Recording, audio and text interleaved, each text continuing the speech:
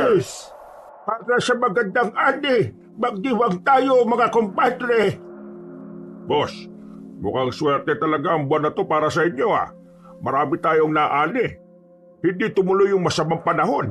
At marami pa tayong benta sa Maynila. Kasi meron isa babae ganda ako tao, si Amanda. Baka siya swerte sa akin negosyo. Mula dating siya sa negosyo, tuloy-tuloy maganda ani. Oo nga boss, ang ganda-ganda pa ni Amanda.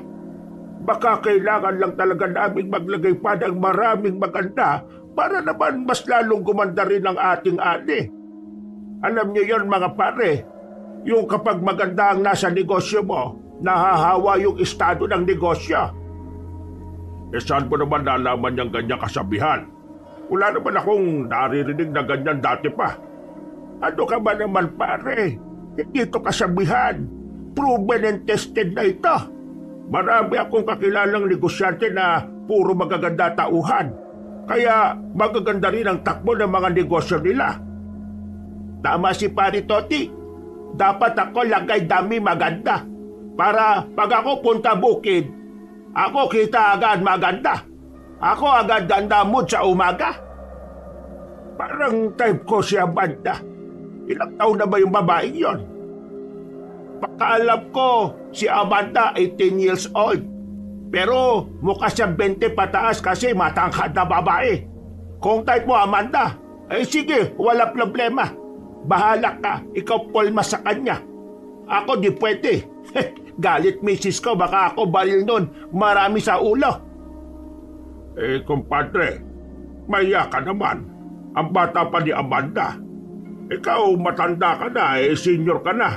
Hirap ka na ngang magtrabaho minsan Ikaw talaga, Abe. Ano naman kung matanda? Ang sabi nila, age is just a number. Wala sa edad yan. Nasa pagmamahal yan at nasa performance. Ano performance? Hindi mo alam? Performance. Galaw sa kama. Ay, pambihira ka talaga, kumpadre. Sisirain mo lang ang kinabukasan ng bata Hindi na bata si Amanda. Hindi na rin siya minor de edad. Nasa tamang gulang na rin siya para makatikim ng tunay na sarap ng buhay. Basta ikaw, Toti. Ayaw ko ikaw saktan, Amanda, ha? Kasi, Amanda, rekomenda ng kakilala ko, Mrs. Kung gusto mo, Amanda, ligaw ka maayos, ha? Polma ka maayos. Huwag mo pilit sama sa'yo. Kuha mo. Ito naman si boss. Malamang ganun ang gagawin ko. Idadaan natin sa legal na proseso ang lahat. Kapag naging maayos na, saka na tayo magiging illegal. Hay, umayos ka nga, kumpadre, ha? Hindi maganda yung iniisip mo. Ako nagbibiro lamang. Matino naman akong tao Aminadong mahilig. Pero hindi naman ako mapanamantalang tao. Hindi ko lang talaga maiwasan na maakit sa angking kagandahan ni Amanda. Lalo pat palagi ko siyang nakikita sa bukirin. Amanda, ikaw ay aking sisisirin. Ang iyong bundok ay tatawirin. Ang iyong pawis ay lalanguyin. Puro ka ganyan. Naisip mo man lang ba yung apo mong si Ramos? Kapag nalaman niyang ganito ang ginagawa mo, baka magalit to sa'yo. Kilala mo naman ang apo mo. Makadiyos yun. Wala naman akong pakialam sa opinyon niya. Ayaw ko sa mga taong banal-banalan pero siraulo din naman. Ay, tama na inyo usap-usap. Tayo na inom para lasing tayo agad. Bukas, aga pa tayo sa bukid, ha? Ang lahat ng pag-uusap na yon ay narinig ni Emilio habang nasa loob siya ng bahay. Buo ang mensahe na natanggap niya mula sa mga sinabi ni Mang Toti. Pinagpapantasya ng matanda ang dalagang si Amanda. Yun ang unang naisip ni Emilio. Sumilip siya sandali sa bintana. Kita niyang masaya ang kanyang ama sa bakuran nila habang kasama pa ang dalawang matanda. Pero ang mukha ni Mang Tote para sa kanya ay nakakatakot. Para kay Emilio, si Mang Tote ang pinakadelikadong tao sa bukirin. Pakiramdam niya kasi May tinatago talagang kasamaan na matanda. Bagay na hindi niya naman masabi agad sa kanyang ama. Alam niya kasing matagal ng kaibigan ng kanyang ama si Mang Tote. Huminga ng malalim si Emilio. Nag-iisip. Gumagawa siya ng mga kataga sa isip niya kung papaano kukumbinsihin ng ama na layuan na ang matandang manyakis. Nag-alala siya. Nangangamba na baka dumating na lang ang araw na pati ang kanyang ama ay maimpluwensya na rin. Ay gagi, yung pinapakulo kong tubig. Sandali siyang nagtungo sa kanilang kusina nang maalalang nagpapainit pala siya ng tubig. Mabilis niyang pinatay ang kalan. Nakahinga siya ng maluwag. Pagkaharap niya sa bintana ng kusina nila, nakita niya si Adamian, ang kaibigan niyang buraot. May dalang mangkok. Mukha pa lamang ni Adamian ay alam na kagad ni Emilio na manghihingi na naman ito. Maaaring ulam o kanin. Oh, ano na naman ang kailangan mo? Naubusan na naman ako ng kanin kaninang tanghali. Baka may ulam kayo dyan. Ang gulo mo. Ano ba talagang kailangan mo? Kanin o ulam? Pareho. Ay nako, pumasok ka nga dito. Para kang timang dyan sa bintana. Dito na lang ako. Ayokong dumaan sa pintuan nyo. Baka painumin ako ni Mr. Ling. O sige na, akin na yan. Agad na nilagyan ni Emilio ng kanin at ulam ang dalang mangkok ni Adamian. Kung hindi niya lang talaga ito kaibigan, ay matagal na niya itong kinalimutan. Hindi siya madamot pagdating kay Adamian. Alam niya kasi talagang madalas kailangan ng binata ng tulong. Masipag naman si Adamian sa bukid. Pero kahit na anong gawin nito, walang pakialam ang pamilya nito kay Adamian. Lahat ng kinikita ng binata ay napupunta lamang sa mga kapatid at magulang niya. Pambihira yung pamilya mo, pre, ah. Hindi na nakakatuwa.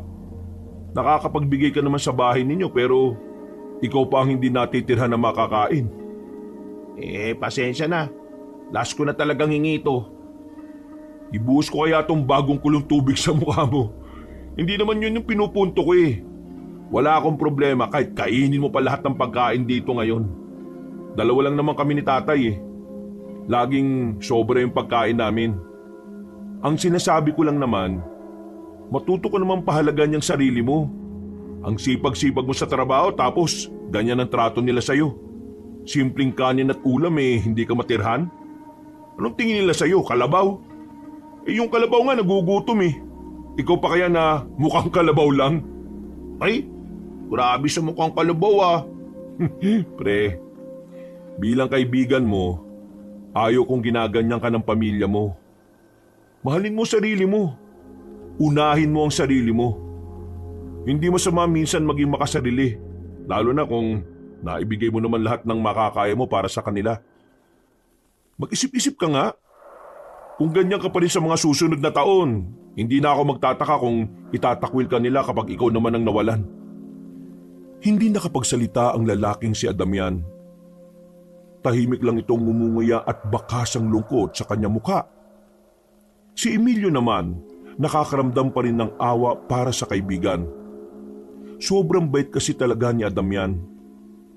Si Adamian ang tipo ng tao na kahit suntukin mo ng ilang beses sa mukha, ito pa ang unang hihingi ng pasensya ng may ngiti. Pasensya na, nakakainis kasi. Kung wala silang pakialam sa'yo, ibayin mo ako. Parang kapatid na rin kasi kita eh. Kaya ayaw ko nang ginaganyan ka. Maraming salamat pre ah. Buti ka pa nga, naiisip mo yung mga ganyan eh. Pero, wag ka mag-alala. Kapag nakaipon ako, bubukod na rin ako. Uy, hindi kita sinusulsulan ha. Sinasabi ko lang sa'yo kung ano yung tama para magising ka. At gawin mo yan para sa sarili mo. Hindi dahil pakiramdam mong naiinis ako sa ginagawa mo ha. Pre, ito ang tatandaan mo. Kahit na ano ang estado natin sa buhay, karapatan nating irespeto ng ibang tao. At ang respeto na yon ay dapat magsimula sa pamilya mo. Tumangutango na lamang ang binatang si Adamian. napagtanto nito na tama din naman ang sinasabi ni Emilio. Ay, siya nga pala. May iba tayo. Yung si Amanda? Yung bago sa bukid? Ano ba kung taga saan yun? Bakit? Type mo ba si Amanda? Ikaw pasimple ka lang pala Uy, sira ulo. Tinatanong ko lang kasi gusto ko malaman kung may lalaki ba sa pamilya nila. Ha? Bakit mo naman inaalam kung may lalaki sa pamilya nila? Ano bang meron? Si Mang Tote, masama ako tungkol sa kanya eh. Type niya si Amanda. Kilala mo naman si Mang Tote. Nakita natin kung gaano niya harasin yung dating babae na nagustuhan niya. Hindi lang siya nakulong kasi malakas ang kapit niya sa mga pulis eh. Nag-aalala lang ako ron sa babae. Baka pagsamantalahan niya eh. Kaya ako inaalam kung taga saan siya para sana isusumbong ko na kagad sa ama nito si Amanda.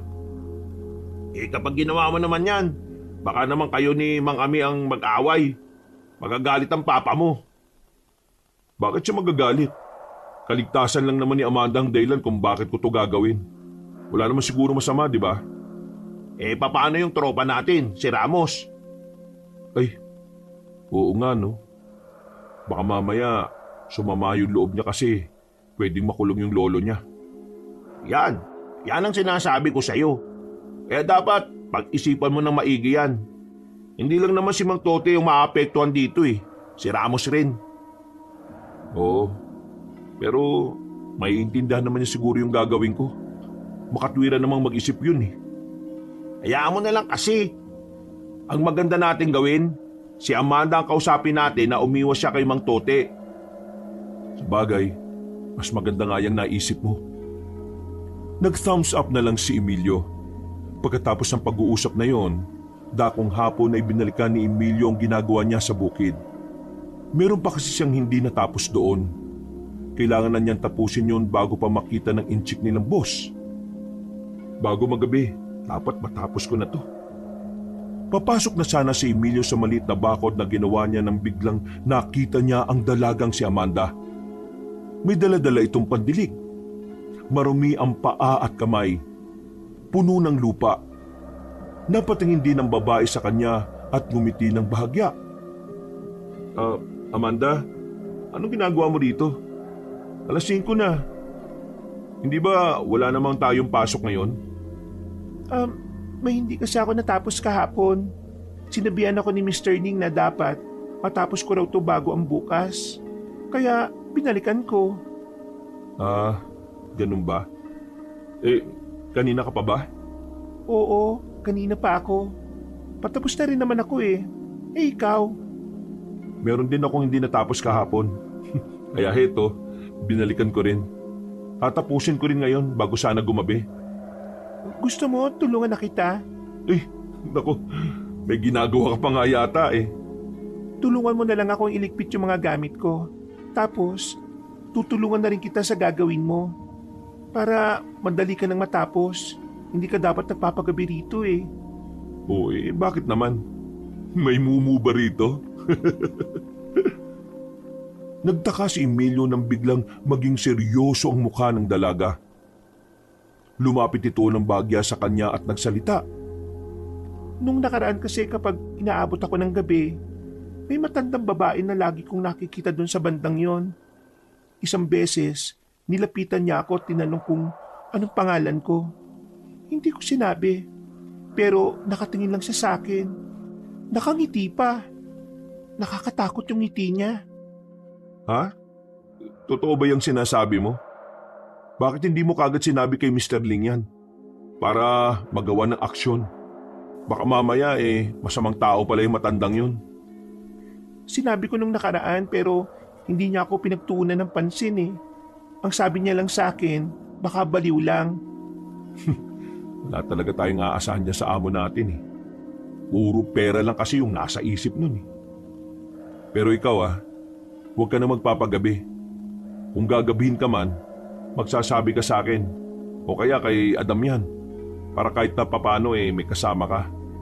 Maganda ka pa naman. Mainit ka sa mata ng mga tao. Ha? Ako maganda? Oh, bakit? Hindi mo alam? Hindi. Wala naman kasi akong pakialam sa sarili kong mukha eh. Ano ka ba? Maganda ka, Amanda. Maraming ang nagkakagusto sa iyo eh. Kahit na matatanda. Kaya ikaw umiwas ka sa mga taong alam mong hindi ka komportable. Lalong-lalo na kay Mang Tote. Manyakis yun. Oo, nitong nakaraan nga, napapansin ko lagi akong kinakausap ni Mang Tote. Buti na lang nasabihan mo ako. Akala ko kasi nung una, natural lang yung pagiging mabait niya sa akin. May kahulugan lahat ng pagiging mabait noon sa mga babaeng kagaya mo. Kaya ikaw, mag-iingat ka. Hindi mo alam kung ano tumatakbo sa utak niya. Maraming salamat ha. O tara na, simulan na natin ang trabaho para maaga ka rin makauwi. Agad nilang inasikaso ang mga dapat nilang gawin. Bago mag-alas 6 ng gabi ay natapos na rin nila ang kanilang ginagawa. Palis na sana sila ng bukid nang biglang dumating si Mang Tote. Lasing na ito. Gigewang-gewang na rin sa paglalakad. Balak na lang sana nilang hindi kausapin. Ang kaso nga lang, nakita na sila nito. Ay! Kayong dalawa, anong ginagawa niyo rito sa bukid? Ay, teka. Emilio, ikaw yan At ikaw si Amanda, tama? Anong ginagawa niyo rito? May ginagawa kayong kababalagan, ano? Diyos ko, hindi po Mang Tote. Tinapos lang po namin yung mga dapat namin gawin dito.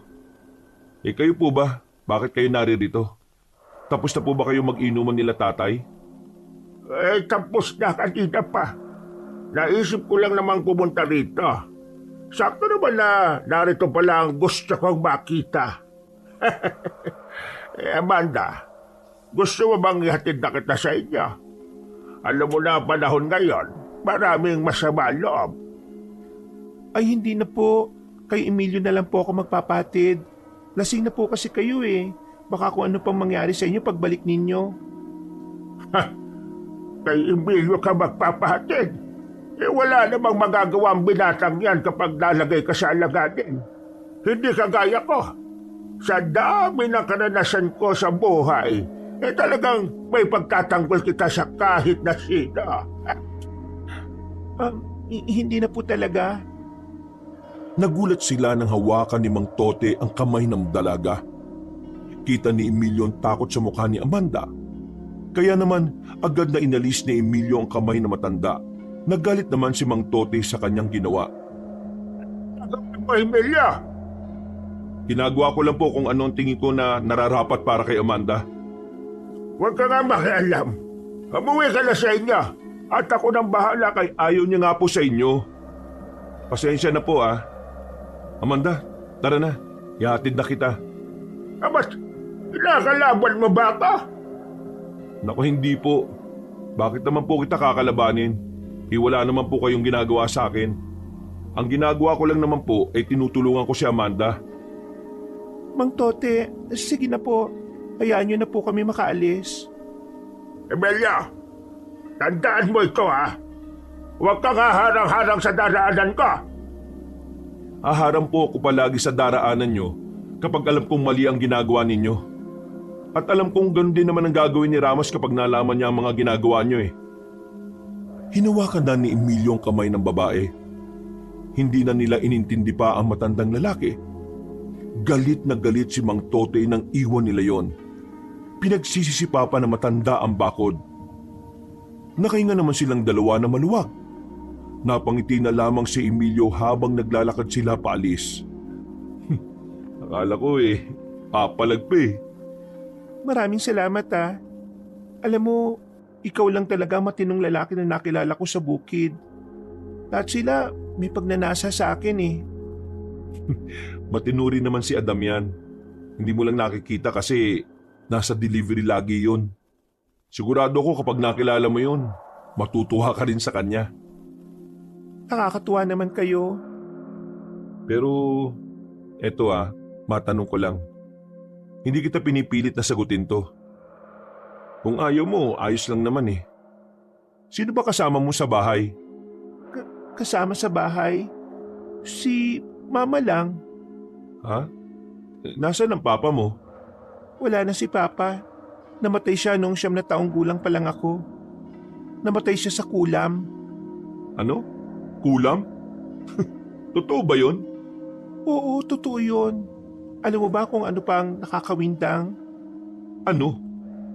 Aswang ang kumulam kay Papa. Aswang talaga? Kayang mangulam ang aswang? Yun ang sabi sa amin ng albularyo eh. Kinulam si Papa dahil sa inggit. Tapos, nalaman na lang ng albularyo na aswang pala yung matandang lalaki na kumulam kay Papa. Eh grabe. Totoo pala talaga yung mga ganyan ano? Oo naman. Siguro akala lang ng iba'y hindi totoo. Kasi nabubuhay na tayo sa mga kwento-kwento lang eh. Pero ang totoo talaga, naghihintay lang sila ng tamang pagkakataon kung kailan sila lalabas. Eh kung totoo nga sila, sana naman walang ganun dito sa atin. O kung magkaroon man unahin nila yung mga kagaya ni Mang Tote para mabawasan naman yung mga masasamang tao dito sa mundo. Uy, huwag kang ganyan. Ang turo sa akin ni Papa dati, kahit na may ginawa sa iyong masama ang isang tao, hindi mo pa rin dapat pinagdarasal ang kapahamakan niya. Eh di, sinasabi pala ng papa mo na maging mabait tayo sa mga kaaway natin? Parang, gano'n na nga. Di ako sang-ayon sa ganyan, no? Ang pananaw ko, kapag may nang-aaway o nangahamak sa'yo, may kailangan mong palagan. Kasi ang masasamang tao, mas lalong nagiging masama yan kapag alam nilang walang makakapantay o walang papalag sa kanila. Hindi uso sa akin yung kasabihan na iintindi na lang. Walang ganun. Saasapakin ko sa mukha kapag makulit sila. Kung sa bagay, magkaiba rin naman ang mga pananaw ng bawat tao. Oh, sino yun? Napatingin sila sa gilid ng makitang isang matandang babae. Naramdaman na lamang ni Emilio ang paghawak sa kanya ni Amanda. Parang natatakot ang dalaga sa matandang babae na yon. Marahang naglakad ang matanda at tumarap sa kanila. Kahit si Emilio ay nakakaramdam din ng kaba. Saan ang punta niyong dalawa? Gusto niyo bang ituro ko sa inyo ang tamang daan? Hindi naman po kami naliligaw. Alam po namin ang daraanan namin. Ikaw, iha, dadanas ka ng kamalasan sa kamay ng mga taong naghahangad ng iyong kainosentihan. Mararanasan mo ang pangit na parte ng buhay mo na siyang magdadala sa iyo sa madilim na landas. Ano pong sinasabi niyo? Huwag po kayong ganyan ha. Hindi po magandang nagbibiro kayo ng ganyan, Lola. Kapag yumakap na ang dilim, narito lang ako, iha. Tutulungan kitang makabangon. Halika na nga. Huwag mo nang pansinin yan, Amanda. Hinila na ni Emilio ang dalaga paalis doon. Pero ang matandang babae ay nakatingin pa rin sa kanila hanggang sa makalayo na sila. Sa hindi maipaliwanag na dahilan, naramdaman ng dalaga ang matinding kilabot sa sinabi na matanda. Huwag mong intindihin yung matandang yun. Baka may saltik lang. Siya kasi yung matanda na lagi ko nakikita sa bukid eh. Ha? Sigurado ka ba? Tumango lang ang dalaga. Dahil dito ay nakaramdam din ng kilabot si Emilio. Hindi niya alam kung papaano niya pahuhupain ang kaba ni Amanda. Mabuti na lang ay mabilis ang kanilang lakad kaya nakarating na rin sila sa bahay ng dalaga. Ito na pala bahay niyo? Oh, mama mo ba yon? Oo, mama ko yun. Kamukha niya yung magaling na singer na pinapakinggan din ng tatay ko tuwing linggo. Siguro, magaling din kumanta mama mo. Emilio, hindi nakakapagsalita si mama. Ay, sorry hindi ko alam. Pinanganak siyang hindi nakakapagsalita. Pero kahit na ganon, napalaki niya ako na maayos at matino. Marami siyang kayang gawin. Masarap siyang magluto at magaling ding manahi. Halika, ipapakilala kita kay mama. Sige. Nilapitan nila ang ina ni Amanda. Sumenyas ang dalaga habang nagsasalita. Mama, narito na po ako. Ito po si Emilio, kasamaan ko po sa trabaho. Siya po nagatid sa akin dito. Sumenyas-senyas din ang babae. Nakangiti ito habang nakatingin kay Emilio. Anong sabi niya? Ang sabi niya, ang gwapo mo raw. Akala niya boyfriend kita. Ay, hindi niya po ako kasintahan. Nagmagandang loob lang po ako na hinatid siya dito dahil gabi na rin. Alam naman natin na delikado maglakad ng gaya niya sa daan lalo na kung mag-isa. Ang sabi ni Mama, maraming salamat daw. Napakabuti mo raw. Sa susunod daw na pupunta ka dito, ipaghahanda ka na rin niya ng pagkain. Hindi raw kasi niya alam na darating ka eh. Nako, ayos lang naman po. Maraming salamat po ng sobra. O paano? Aalis na po ako. Amanda, mauna na ako ha. Ipagpaalam mo na rin uli ako sa nanay mo. Emilio, maraming salamat ha. Sige, kita-kits na lang bukas ha. Naglakad na ang lalaki palabas ng bakuran at saka kumuway pa bago tuluyang umalis. Napapangiti na lamang si Emilio. Nung una, wala naman talaga siyang paghanga sa dalaga. Pero habang tumatagal, unti-unti niyang napapansin ang kagandahan ng loob ni Amanda. Sa kabagaling at ngayon ka lang. Gusto kitang utusan kanina wala ka naman. Lumabas lang po ako. Nagpunta po ako kina Damian. Ganun ba? Ako na ang bahala sa mga kalat dyan sa bakuran. Tatapusin ko lang itong hinugasan ko. Magpahinga na po kayo. Lasing kayo eh. Ay, hindi naman ako lasing. Nakainom lang. Lagi mo naman sinasabi yan eh. Ikaw talaga Ay, sandali nga lang pala, Tay. Bakit? May sasabihin ka pa ba? Narinig ko kasi kanina yung usapan ninyo eh.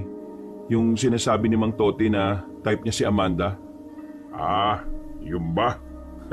Sira ulo yung taong yun eh.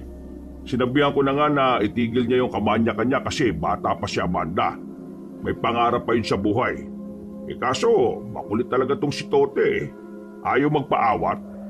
Kahit si Boss din hindi niya pinakikinggan. Tay, pagsabihan niyo siya palagi Hindi komportable si Amanda sa galaw niya sa tuwing nasa bukid tayo. Ay, huwag ka mag-alala, anak. Kakausapin ko naman palagi ang si Tote. Pero teka, ikaw ba may gusto ka kay Amanda? Wala Bakit parang concern na concern ka sa kanya? Siyempre, naaawa lang ako. Kilala niyo naman kasi si Mang Tote. Marami na siyang inabusong dalaga. Hindi ko nga alam kung bakit kaibigan pa rin ang turing mo sa taong yun hayop naman yung ugali. Hindi naman masamang tao si Tote. Masyado lang talagang mahilig. Huwag kayong tutulad doon, Tay Kasi yun talaga makakasira ng buhay niyo. Hindi na nagsalita pa si Mang Ami. Agad na rin naman itong pumasok sa loob ng bahay at nahiga sa katre. Ipinagpatuloy na lamang ni Emilio ang kanyang ginagawa. Kinabukasan, mabilis na lumipas sa mga oras. Paggising ng binata ay umaga na rin. Kailangan na niyang maganda para sa pagpunta niya sa bukid. Pagsilip niya sa kanyang bakuran, nauna na palang umalis ang kanyang ama. Nagmamadali na lang siyang magtungo roon. Pagdating niya, abala na ang iba sa kani-kanilang ginagawa. Unang hinanap ng kanyang mga mata ay ang babaeng si Amanda. Nakita niya yon na abalang sinusuri ang mga tanim nilang kamatis. Napangiti agad ang binata. Naudlot ang kaligayahan niya nang maramdaman na nasa gilid ang kanyang kaibigan na si Damian. Uy, iba ang ngiti mo dyan Nangyari sa lakad niya ni Amanda. Ha? Anong lakad? Uy, di ka makakapagsinungaling sa akin Nakita ko kayo kahapon na naglalakad. Kayong dalawa lang. Ganun ba? Kahapon kasi, di ba bumalik ako dito? Naabutan ko rin siya ritong may ginagawa. Nagkusang loob na lang akong ihatid siya. Kasi si Mang Tote dumating din. Gusto siyang ihatid. Ayaw nga sa kanya ni Amanda Sira ulo talaga yung matandang yun no? Uy, ano boses mo? Baka marinig ka. Ano naman? Sira ulo naman talaga yun. Alam mo ba yung anak ni Aling Pepang? Hinipuan niya raw kagabi. Kung anong kinabanal ni Ramos ganun naman kademonyo yung lolo niya. Ha? Totoo yan? Hoy, gagawa ba ako ng kwento? Grabe, no? Di na talaga normal yung pagiging manyakis na matandang yon. Hindi na dapat sinasamahan ni tatay yung si Mang Tote eh. Ay nako, kung ako sa'yo, sabihan mo yan si Mang Ame na lumayo na sa kumpadre niyang yan. Kasi kung hindi, baka pati siya maadamay kapag may ginawang kalokohan yan. Napatingin na lamang si Emilio sa kinaroroonan na matandang si Tote. Pangiti-ngiti pa yon habang kausap si Mr. Lim. Kung makangiti, para itong isang normal na pangkaraniwang matanda lang na inosente at disente. Pero nagtatago lang pala ang tunay nitong anyo. Madaling lumipas sa mga oras dahil sobrang abala nilang lahat. Dumating na ang kanilang pananghalian. Nagtungo na sila sa isang malaking kubo kung saan nagtitipon-tipon ng mga magbubukid para sabay-sabay na kumain. Pasimpleng hinanap na naman ni Emilio si Amanda.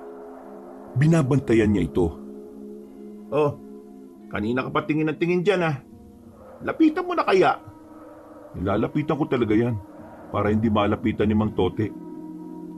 Pagkatapos kumuha ng pagkain, agad na nagtungo si Emilio sa lamesa na kinalalagyan ng dalaga. Nakangiti pa ito sa kanya.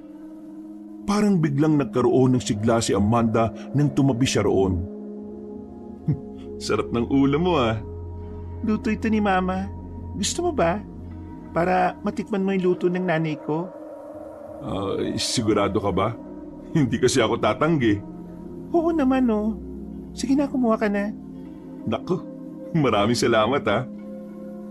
Agaw pansin kung papaano mag-usap si Emilio at Amanda sa isa't isa. May ilan sa mga kasamahan nila na nagsasabing magkasintahan ng dalawa. Pero kung ang iba ay kinikilig, lihim namang nanggagalaiti ang matandang si Tote. Hindi nito matatanggap ang nasasaksihan. Dahil para sa matandang ito, siya dapat ang kinakausap ng dalaga. Natapos ang kanilang tanghalian, balik na naman sila sa trabaho.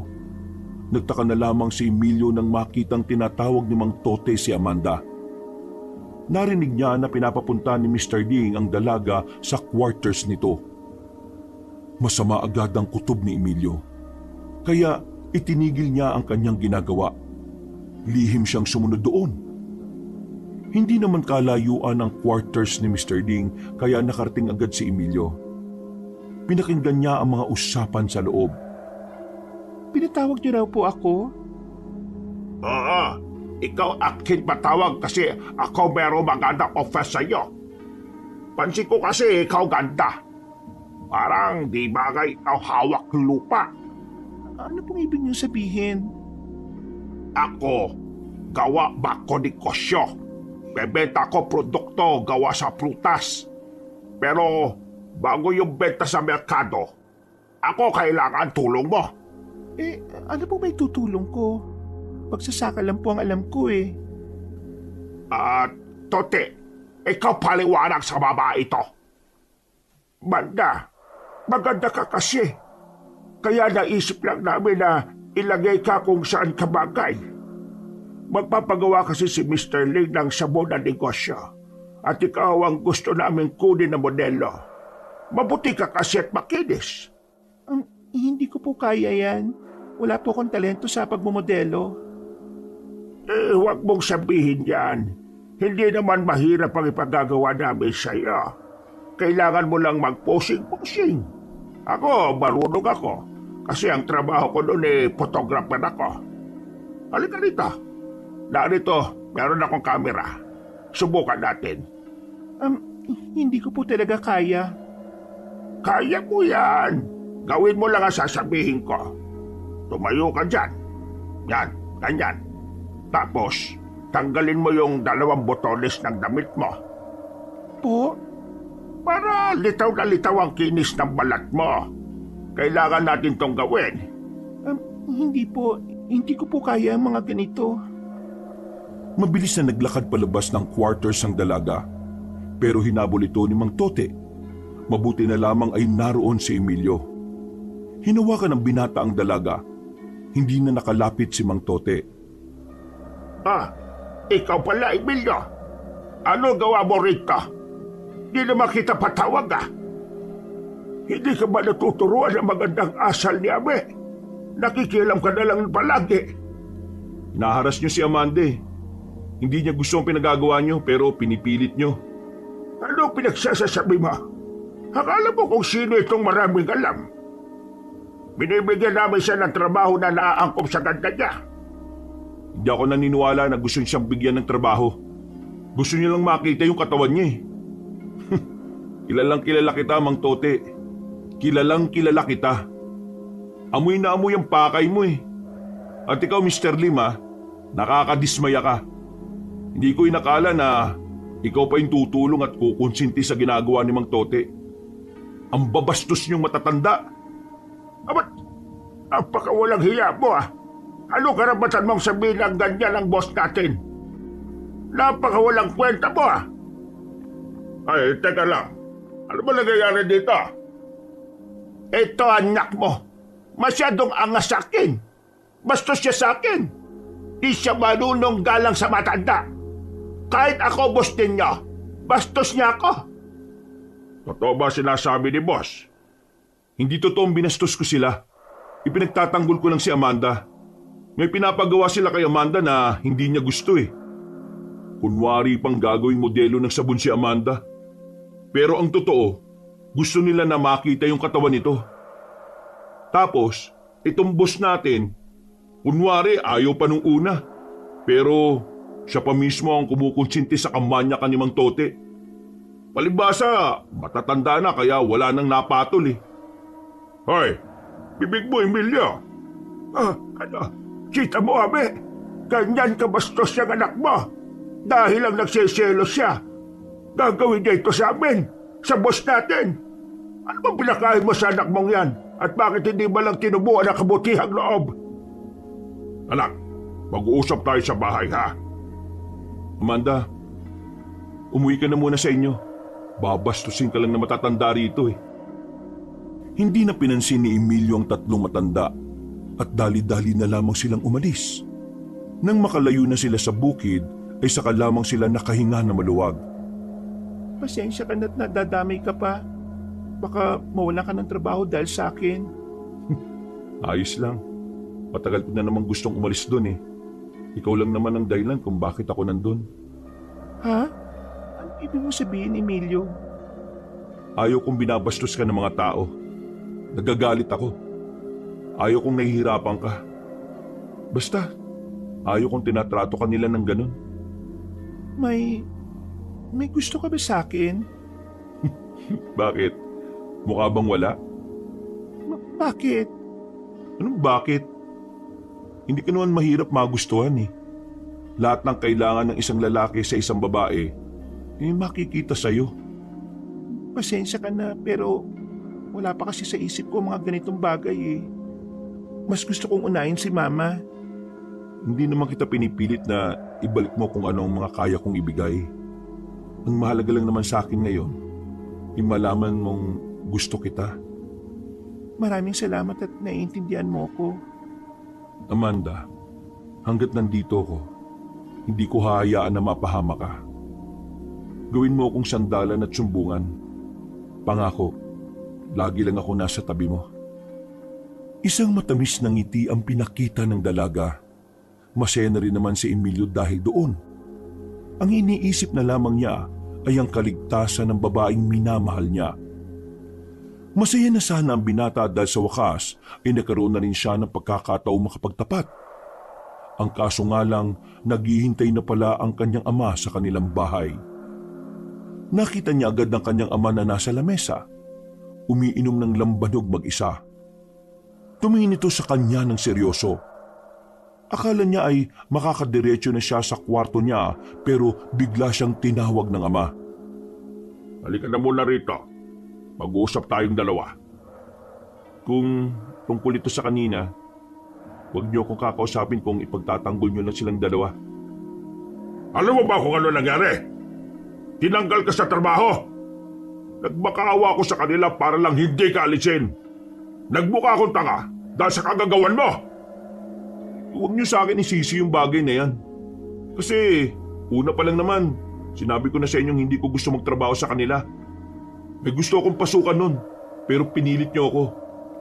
Aalis din naman ako dun eh. Yan ang sasabihin mo sa akin matapos mong sirain ang imahe ko sa kanilang dalawa. Binastos mo ang boss natin.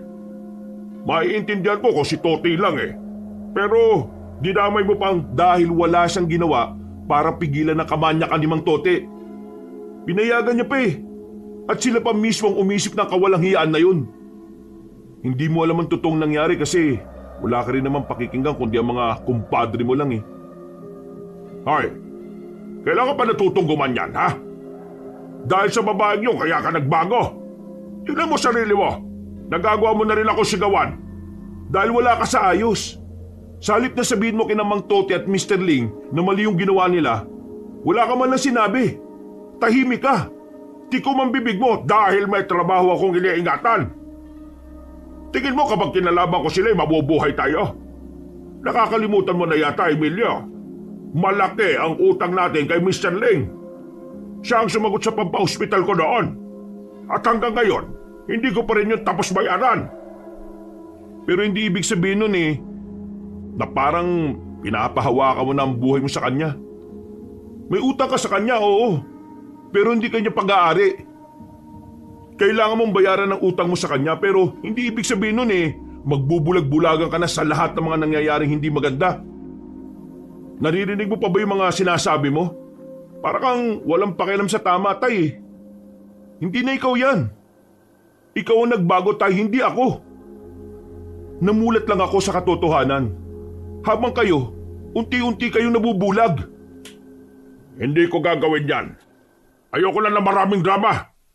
Bukas ng umaga, pumunta ka sa kwarter sa tumingi ka ng paumanhin sa mga nasabi mo. Hindi ko gagawin yan. Hindi ako hihingi ng tawad dahil unang-una sa lahat, wala akong ginawang mali. Pangalawa, mga taong matitino at mabubuti lang ang karapat-dapat na igalang. Langya ka talaga. Nagkaroon ka lang ng kasintahan nagbago na ugali mo. Wala kang mararating kung babaeng inuuna mo, Emilia. Mas wala akong mararating kung habang buhay akong pumapayag na gawing tuta ng ibang tao. Ano sinabi mo? Tuta? O bakit? Totoo naman tayo. Tuta ka lang ni Mr. Ling. Sinusunod mo lang lahat ng gusto niya kahit na minsan labag na sa kalooban mo. Kasi nga, tuta ka. Kahit na kailan hindi pwedeng labagin ang amo niya. Manahimik ka! Kapatan mo magsalita ng ganyan sa akin. Pagkatapos kitang buhayin, ganyan ang isusukli mo sa akin? Tay, obligasyon mo na buhayin ako noon. Wala kang karapatang isumbat ng isang bagay na unang-una, ginagawa mo naman dapat. Ba't wala ka talagang utang na loob ah? Wala talaga akong utang na loob na tatanawin sa inyo. Hindi ko kailanman ituturing na utang na loob ang mga ginawa niyo sa akin. Dahil nagbubulag-bulagan kayo sa kung ano man ang tama. Wala akong ama ng duwag. Radikado ka talaga. Oo, ano? Ipapalo niyo sa akin yung bote na yan? Di pinatunayan niyo lang sa akin na wala ka ng pinagkaiba sa kanila. Magkakasunod na malalalim na paghinga ang ginawa ng matandang si Ame. Nagawa nitong makapagpigil. Wala na itong nagawa kundi ang lumaklak na lamang ng maraming alak. Habang si Emilio naman ay pumasok na lamang sa kanyang silid. Tila nakaramdam siya ng pagod dahil sa intense na sagutan nila ng ama. Nakaiga na lamang siya sa kama. Kung ano-anong mga bagay ang naiisip niya. Napapailing na lamang siya. Hindi na niya namalayan na nakatulog na pala siya. Madaling araw na nang magising siya. Sobrang sama ng kanyang panaginip. Nakita niya si Amanda na umiiyak. At nakita niya rin ang matandang babae na nakausap nila. Tila inaakay na matanda ang dalaga sa kadiliman. At sa parting ito na siya nagising. Walang yung panaginip yun ha. Panaginip lang naman yun Walang katotohanan yun. Lumabas siya ng kanyang kwarto. Sinilip niya ang kanyang ama sa silid nito. Pero wala doon ang tatay niya. Napapaisip siya kung saan yun pumunta. 3:00 pa lang kasi. Paglabas niya ng bakuran, nakita niya ang kanyang ama nakalalabas lang ng banyo. Mahilo-hilo pa ito. Napatingin ito sa kanya. Mamaya, uminom kayo ng sabaw Magluluto ako. Saan ka pupunta? Titignan ko kung bukas na yung palengke. Bibili ako ng karne. Emilio, pasensya ka na kanina ha. Lasing lang ako. Kung ano man ang mga nasabi ko dala lang ng kalasingan yon. Ibig ba nitong sabihin, hindi ka na magbubulag-bulagan? Gagawin ko makakaya ko para maging karapat-dapat na ama para sa'yo. Napagtanto ko kasi na tayong dalawa na nga lang pala magkasama.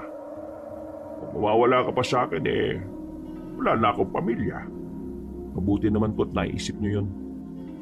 Basta tay, gusto ko lang naman iwasan mo yung mga taong sisira sa buhay niyo.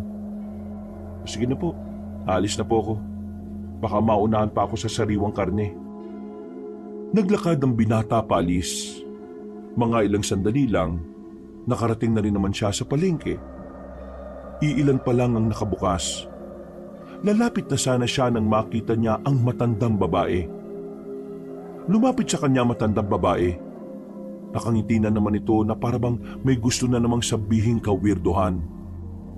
Wala na sanang balak pang kausapin si Emilio ang matanda, pero hinarang siya nito sa kanyang daraanan. Nagsisimula na ang kalbaryo, iho. Oh, ano na naman yung sinasabi niyo? Nangyari na ang madilim na kabanata ng kanyang buhay. At ang susunod na kabanata, paghihiganti. Nako, pambihira naman. 3:00 pa lang na madaling araw, pero may nambubisit na kagad. Pasensya na po kayo pero wala po akong oras sa mga ganitong bagay. Kailangan ko na pong umalis. Kawawang nilalang. Pinagpipiestahan ng konseptong demonyo lamang ang kayang bumuo. Maaaring nakatakas sa mga dyablo. Ngunit sa pag-usbong ng isang pang dyablo, ang mga naunang dyablo ay nagmimistulang demonyo na putol ang sungay. Dahil ang uusbong na dyablo ay ang dyablo na maaaring sambahin ng maraming dyablo. Tumawa ng malakas ang matandang babae. Sa katahimikan ng paligid, litaw na litaw ang kanyang tinig. Napapatingin na lamang si Emilio sa paligid sa pagkabahalang baka may maggalit na mga natutulog dahil sa kanila. Binilisan ng binata ang paglalakad. Hindi na niya nilingon pa ang matanda. Wala na siyang pakialam kung nakatingin pa rin yun sa kanya. Tumungo na lamang siya sa bibilhan niya ng karne. Isang malalim na paghinga na lamang ang ginawa niya. Pilit niyang inaalis ang sinasabi ng matandang babae. Hanggang sa makabalik na siya sa kanilang bahay. Naglalaro pa rin yun sa kanyang utak. Kinabukasan, hindi ba kayo pupunta sa bukid ngayong araw? Mag-8 na tayo. Nilapitan niya ang ama na hanggang sa mga sandaling yon ay nananatili pa rin nakahiga sa papag. Gising naman na ang matanda, pero nakatitig lang sa kisame ng bahay. Kung masama ang pakiramdam niyo dahil sa hangover, wag na ho muna kayong pumasok. Ako naman hahanap lang ako ng bagong trabaho sa iba. Ayaw mo na ba talagang bumalik sa bukid? Ayaw ko na nun, tay. Hindi ko kaya makita yung mukha ni Mang Tote araw-araw. At ayaw ko na rin po sa amo na konsentidor. Kung yan ang gusto mo, edi sige. Ikaw ang bahala. O paano po? Mag-aanda na ako. Kumain na lang kayo kapag nagutom na kayo Nakabili na ako, nasa lamesa. Agad na kumilos ang lalaki. Kahit na papaano, masaya siya sa umagang yun dahil pakiramdam niya natauhan na ang kanyang ama. Pakiramdam niya, naiintindihan na nito ang lahat ng nais niyang iparating. Dakong 8:30 na nang umalis ng bahay ang binata. Habang naglalakad siya, ay naisipan niyang sumilip sa bukid. Gusto niya lang kasi sanang silayan ang ganda ng babaeng kanyang minamahal. Pero nang dumating siya roon, hindi niya makita ang dalagang si Amanda. Pasimple niyang sinitsitan si Adamian na naroon. Buti na lang ay narinig naman siya nito at agad na lumapit sa kanya. O pre, ano ba nangyari? Bakit ka tinanggal ni Mr. Ling? Wala akong oras magkwento ngayon, pre.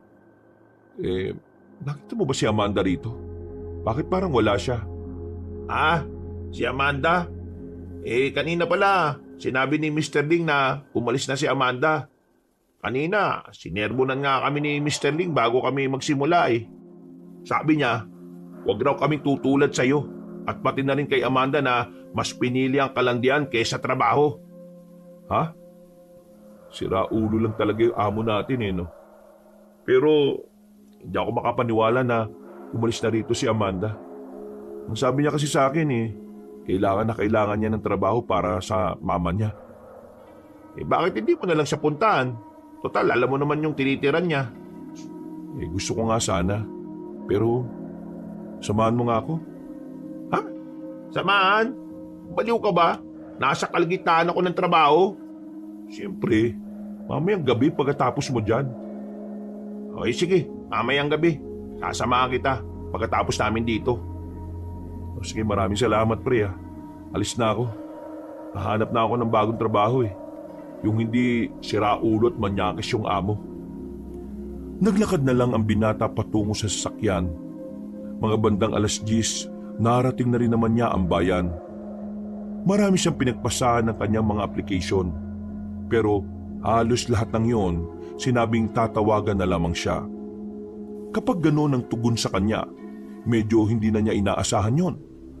Palusot na lang kasi yun ng mga kumpanya na ayaw tumanggap ng mga aplikante na walang tinapos na degree. Ay nako, nakakainis. 10 araw akong naglalakad-lakad dito sa bayan, wala akong tumatanggap sa akin. Mukhang wrong timing yata ang pagkasibak ko sa trabaho. Inabot na siya ng 5:00 ng hapon. Nasa bayan pa rin siya. Nakaupo siya sa bangketa habang nagpapahinga. Sa hindi kalayuan, meron siyang nakita mga taong nagkukumpulan.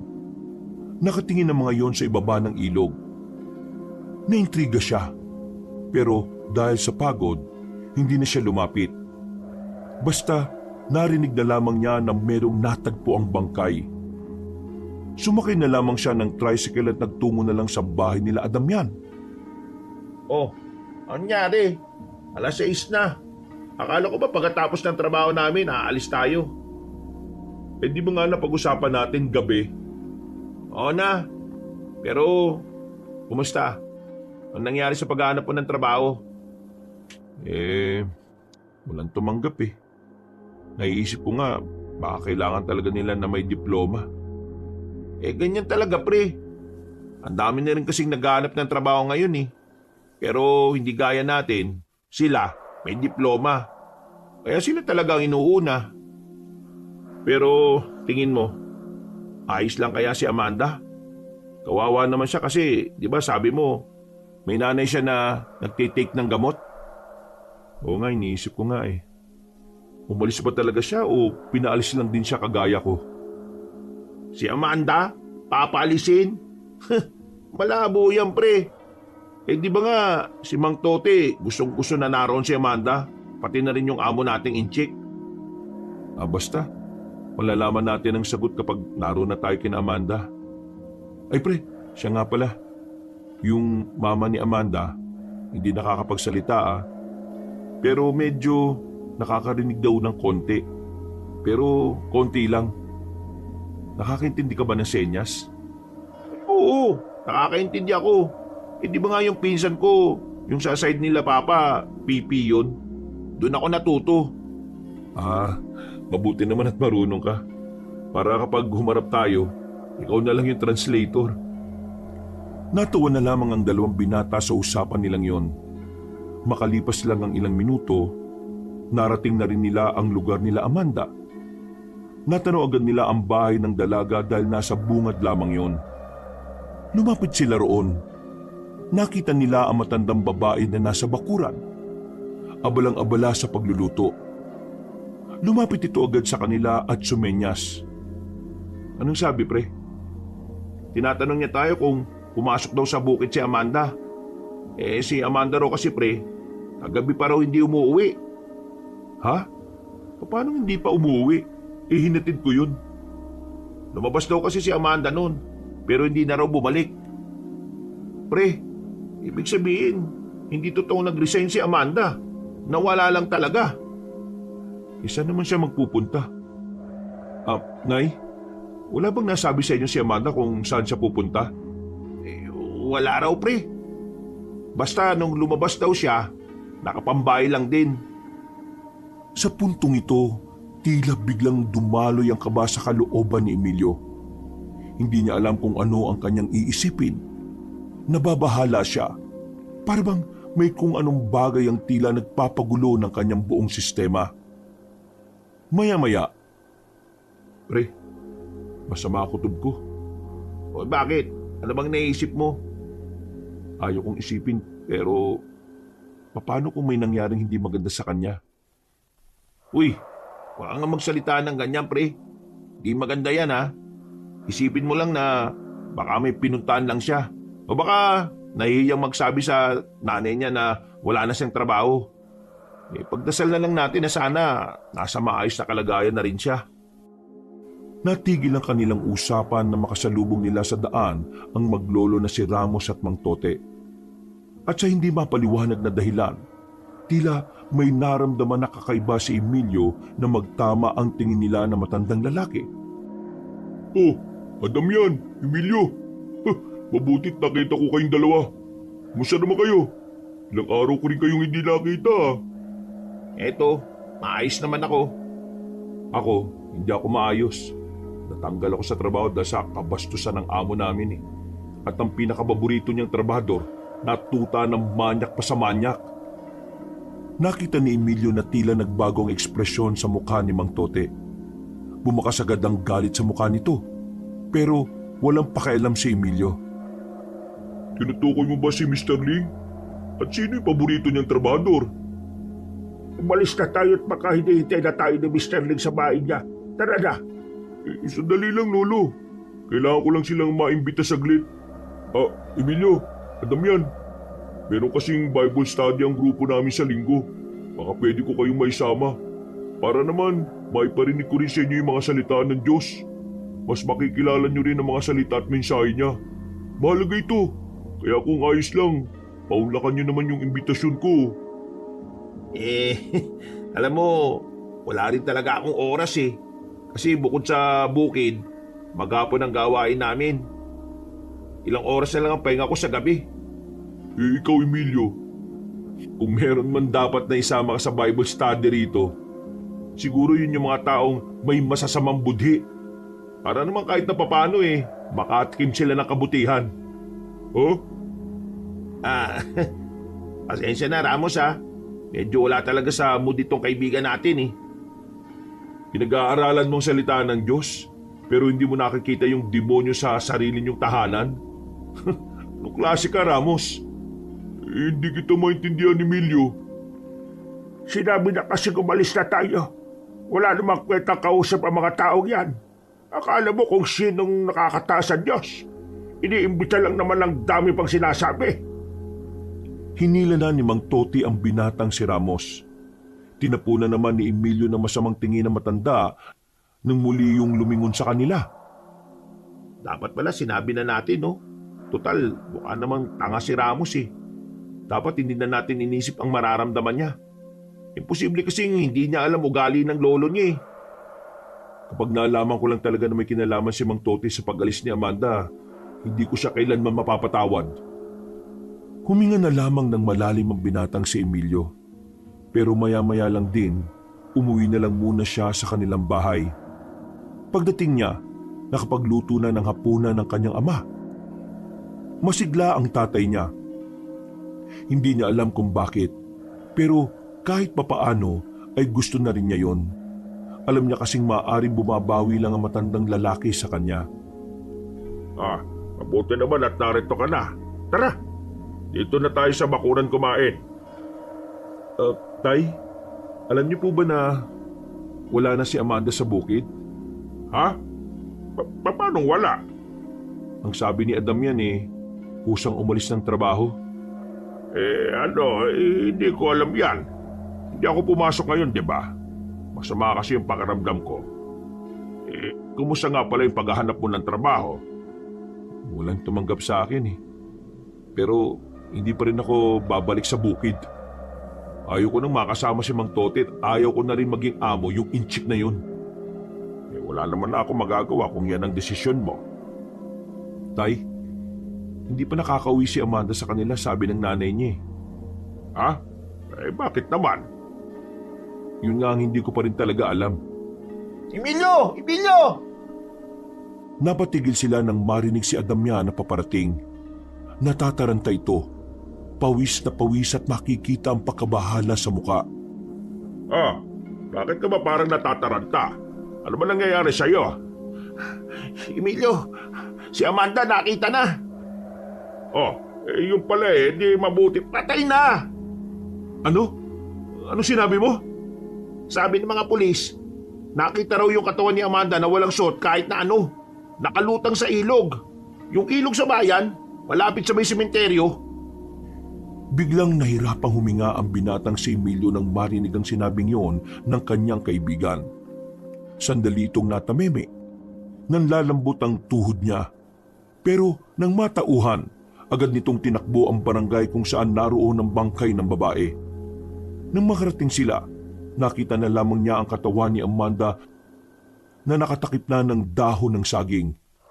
Namamaga na ang buong katawan. Hindi na makilala. Meron ding mga sugat. Tila gumuho ang mundo ng lalaki. Napaupo siya, nanginginig at hindi makapaniwala. Hindi niya matanggap. Gusto niyang magwala, pero wala siyang lakas para gawin yon. Ni ang sumigaw ay hindi niya rin magawa. Pre, sabi ng mga pulis, parang pinagsamantalaan muna si Amanda bago siya tinapon dun sa ilog eh. Naramdaman na lamang ni Adamyan ang pagtulo ng kanyang luha. Hindi niya alam ang gagawin.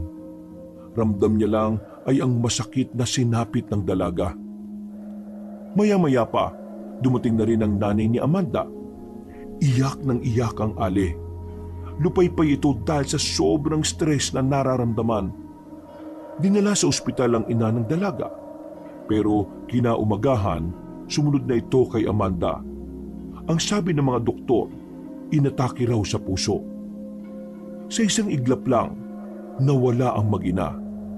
Sa isang pangyayaring hindi matukoy, sabay na iniwan ng dalawa ang mundong ibabaw. Kinabukasan, tulala, balisa, at hindi na makausap na maayos ang binatang si Emilio. Wala siyang naririnig kahit na ano pa ang sabihin ni Adamyan. Nasa bakuran siya, nakatingin sa malayo at ang iniisip lang ay ang masasaya nilang sandali ni Amanda. Pre, kailangan mo labanan to. Kailangan mo maging matatag. Kailangan nating mahuli kung sino ang gumawa nun kay Amanda. Habang umiiyak ang binatang si Emilio, isang matandang babae ang nasa harapan ng bahay nila. Nakangiti ang matanda. At ang paghihirap ng binata ay parabang kasiyahan nito. Anong tinatawa-tawa niyo dyan ha, Manang? Nagsimula na ang lagim. Mamayang gabi, muli siyang magbabalik sa bagong katauhan na tanyo. At ang mga dyablo na lumapastangan sa kanyang kapayapaan ay pagkakaluban niya ng malagim na impyerno. Malis na nga po kayo kung wala kayong sasabing matino. Darating na ang kauna-unahang aswang na produkto ng Yanggaw. Kaya lahat, magdurusa kayo dahil sa inyong kasamaan. Tumawa-tawa pa ang matandang babae. Pero kalaunan ay naglakad na rin ito palayo. Napapailing na lamang si Adamyan ng mga sandaling yon. Samantala, pagdating naman ng 10:00 ng umaga, isang balita na naman ang nakarating sa kanila. Isang nakakagulat na balita. Ayon sa narinig nilang balita mula sa barangay, nawala raw ang bangkay ni Amanda sa morgue bago ito imbalsamuhin. Kinuha raw ito ng isang nilalang na mukhang halimaw. Isang matandang mahaba ang buhok na nakakakilabot di umano ang itsura. Nang marinig ni Emilio ang balitang yon, ay tila natauhan siya. Malaking palaisipan din pala sa kanya ang nangyari. Yung katawan lang kasi ni Amanda mismo ang kinuha. Samantalang naiwan naman ang bangkay ng ina nito. Hindi! Hindi pwede yun. Paano nila sinabing aswang ang kumuha sa katawan niya? Kalukuhan! Bakit ayaw nilang patahimikin si Amanda? Patay na yung tao, oh! Hayaan na nilang magkaroon ng maayos na libing. Ano pang gagawin nila sa katawan ni Amanda? Ano? Nagwala at nagbasag ng gamit si Emilio dahil sa sobrang sama ng kanyang loob. Habang ang kanyang ama, tahimik lang sa gilid at parang maiiyak na rin. Pre, hintayin na lang natin ang sasabihin ng mga pulis. Tsak naman tayo magagawa nila ng paraan para maalaman kung sino yung kumuha kay Amanda eh. Kumalma ka lang, pre. Sino kakalma? Hindi pa nga malaman kung sino gumahasa at pumatay sa kanya eh. Tapos ngayon, hindi rin malaman kung sino kumuha sa katawan niya. Sasabihin nila sa atin na aswang ang kumuha kay Amanda? Yung mga tarantado pala sila eh. Anak, yun ang sinabi ng mga embalsamador. Nakita nila mismo na isang matandang aswang ang pumasok doon. Nakipaglaban pang araw sila para hindi lang makuha si Amanda eh. Pero sa huli, hindi rin nila napigilan yung matandang aswang. Tumingin ng masama si Emilio sa kanyang ama. Pagbubuntungan na naman niya ang kumpadre nitong si Mang Tote. Si Mang Tote, siya lang ang nakikita kong pwede makagawa ng kay Amanda. Siya lang ang alam kong bumaboy kay Amanda. Siya lang. Malakas ang kutob ko na siya ang gumahas at pumatay kay Amanda. Hindi ako pwede magkamali. Anak, mahirap magbintang. Wala tayong malakas na ebidensya para dyan, anak. Oh, saan ka pupunta? Pupunta ako si Mang Tote. Papaaminin ko siya.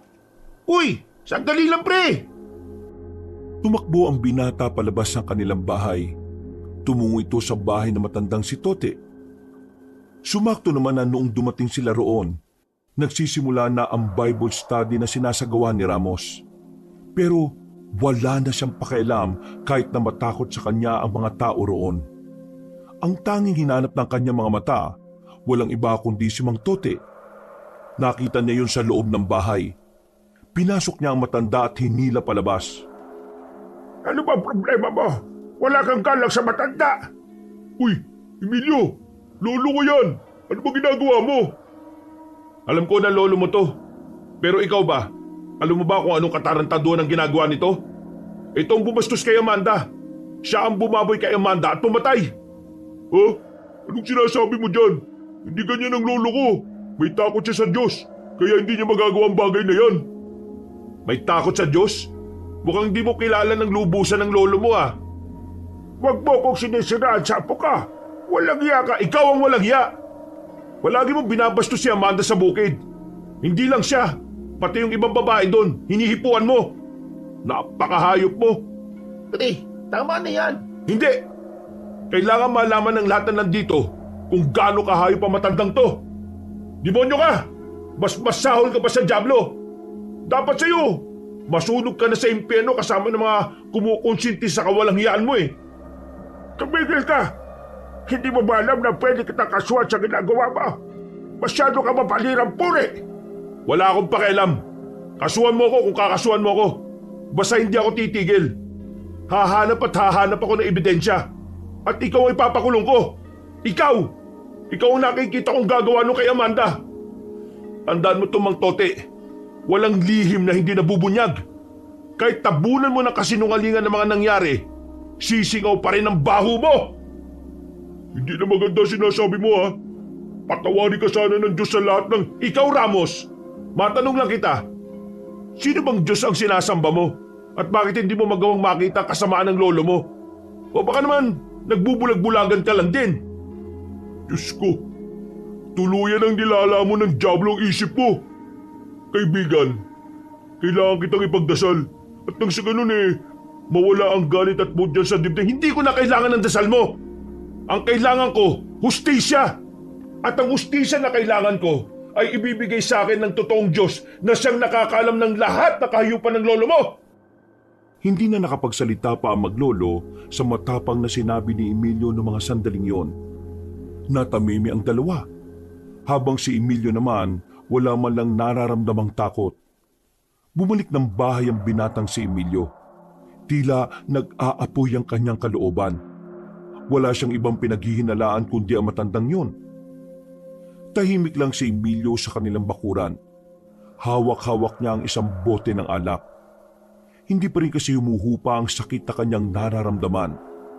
Kahit naawati na siya ni Damian at ng kanyang ama, hindi siya tumigil sa pag-inom. Para sa kanya, wala nang mas isasakit pa na nawala sa kanya ang babaeng una niyang minahal. Pre, nakakarami ka na. Pahinga ka na muna. Pahinga? Uso pa ba ang pahinga? Hindi na uso sa akin ang pahinga, pre. Hanggang umaga na to. O kaya hanggang sa hindi na ako magising. Uy, huwag ka naman magsalita ng ganyan. Hindi ko na alam ang gagawin ko, Damian. Kahit na anong gawin ko, nasa isip ko pa rin si Amanda.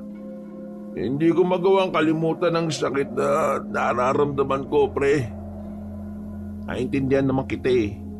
Alam kong hindi madaling kalimutan si Amanda. Pero pre, kailangan mo magpatuloy. Sino na lang ang gagawa ng paraan para makamit natin ang hustisya para sa kanya kung pati ikaw ganyan? Tingin mo ba magiging masaya si Amanda sakaling makita kanyang nagkakaganito? Hindi. Lalo lang siyang mahirapan. Pero pagbabayaran ko yan si Mang Toti na yan. Kung hindi man ito may dadaan sa legal na paraan, idadaan ko ito sa sarili kong paraan. Sa kahit na anong paraan na alam ko, basta maiganti ko lang. Manahimik ka na nga sa kakakaganyan mo. Mas lalo lang nagiging komplikado lahat eh. Hindi mo kasi ako naiintindihan eh. Kaya madali lang sabihin sa'yo na magpatuloy ako kagad. Sobrang sakit, pre. Sobra. Alam mo ba kung ano yung pakiramdam na hindi pa man nagsisimula yung kwento ng pagmamahala naming dalawa eh, pero naputol na kagad yon? Alam mo ba yung pakiramdam ng ganon? Hindi. Hindi mo alam. Oo na, hindi ko alam. Pero hindi ibig sabihin nun eh. Hindi ko na alam kung ano mas nararapat para sa'yo. Kung gusto mong maglugmok at hindi makabawi, bahala ka sa buhay mo. Pero ito tatandaan mo, pre ah.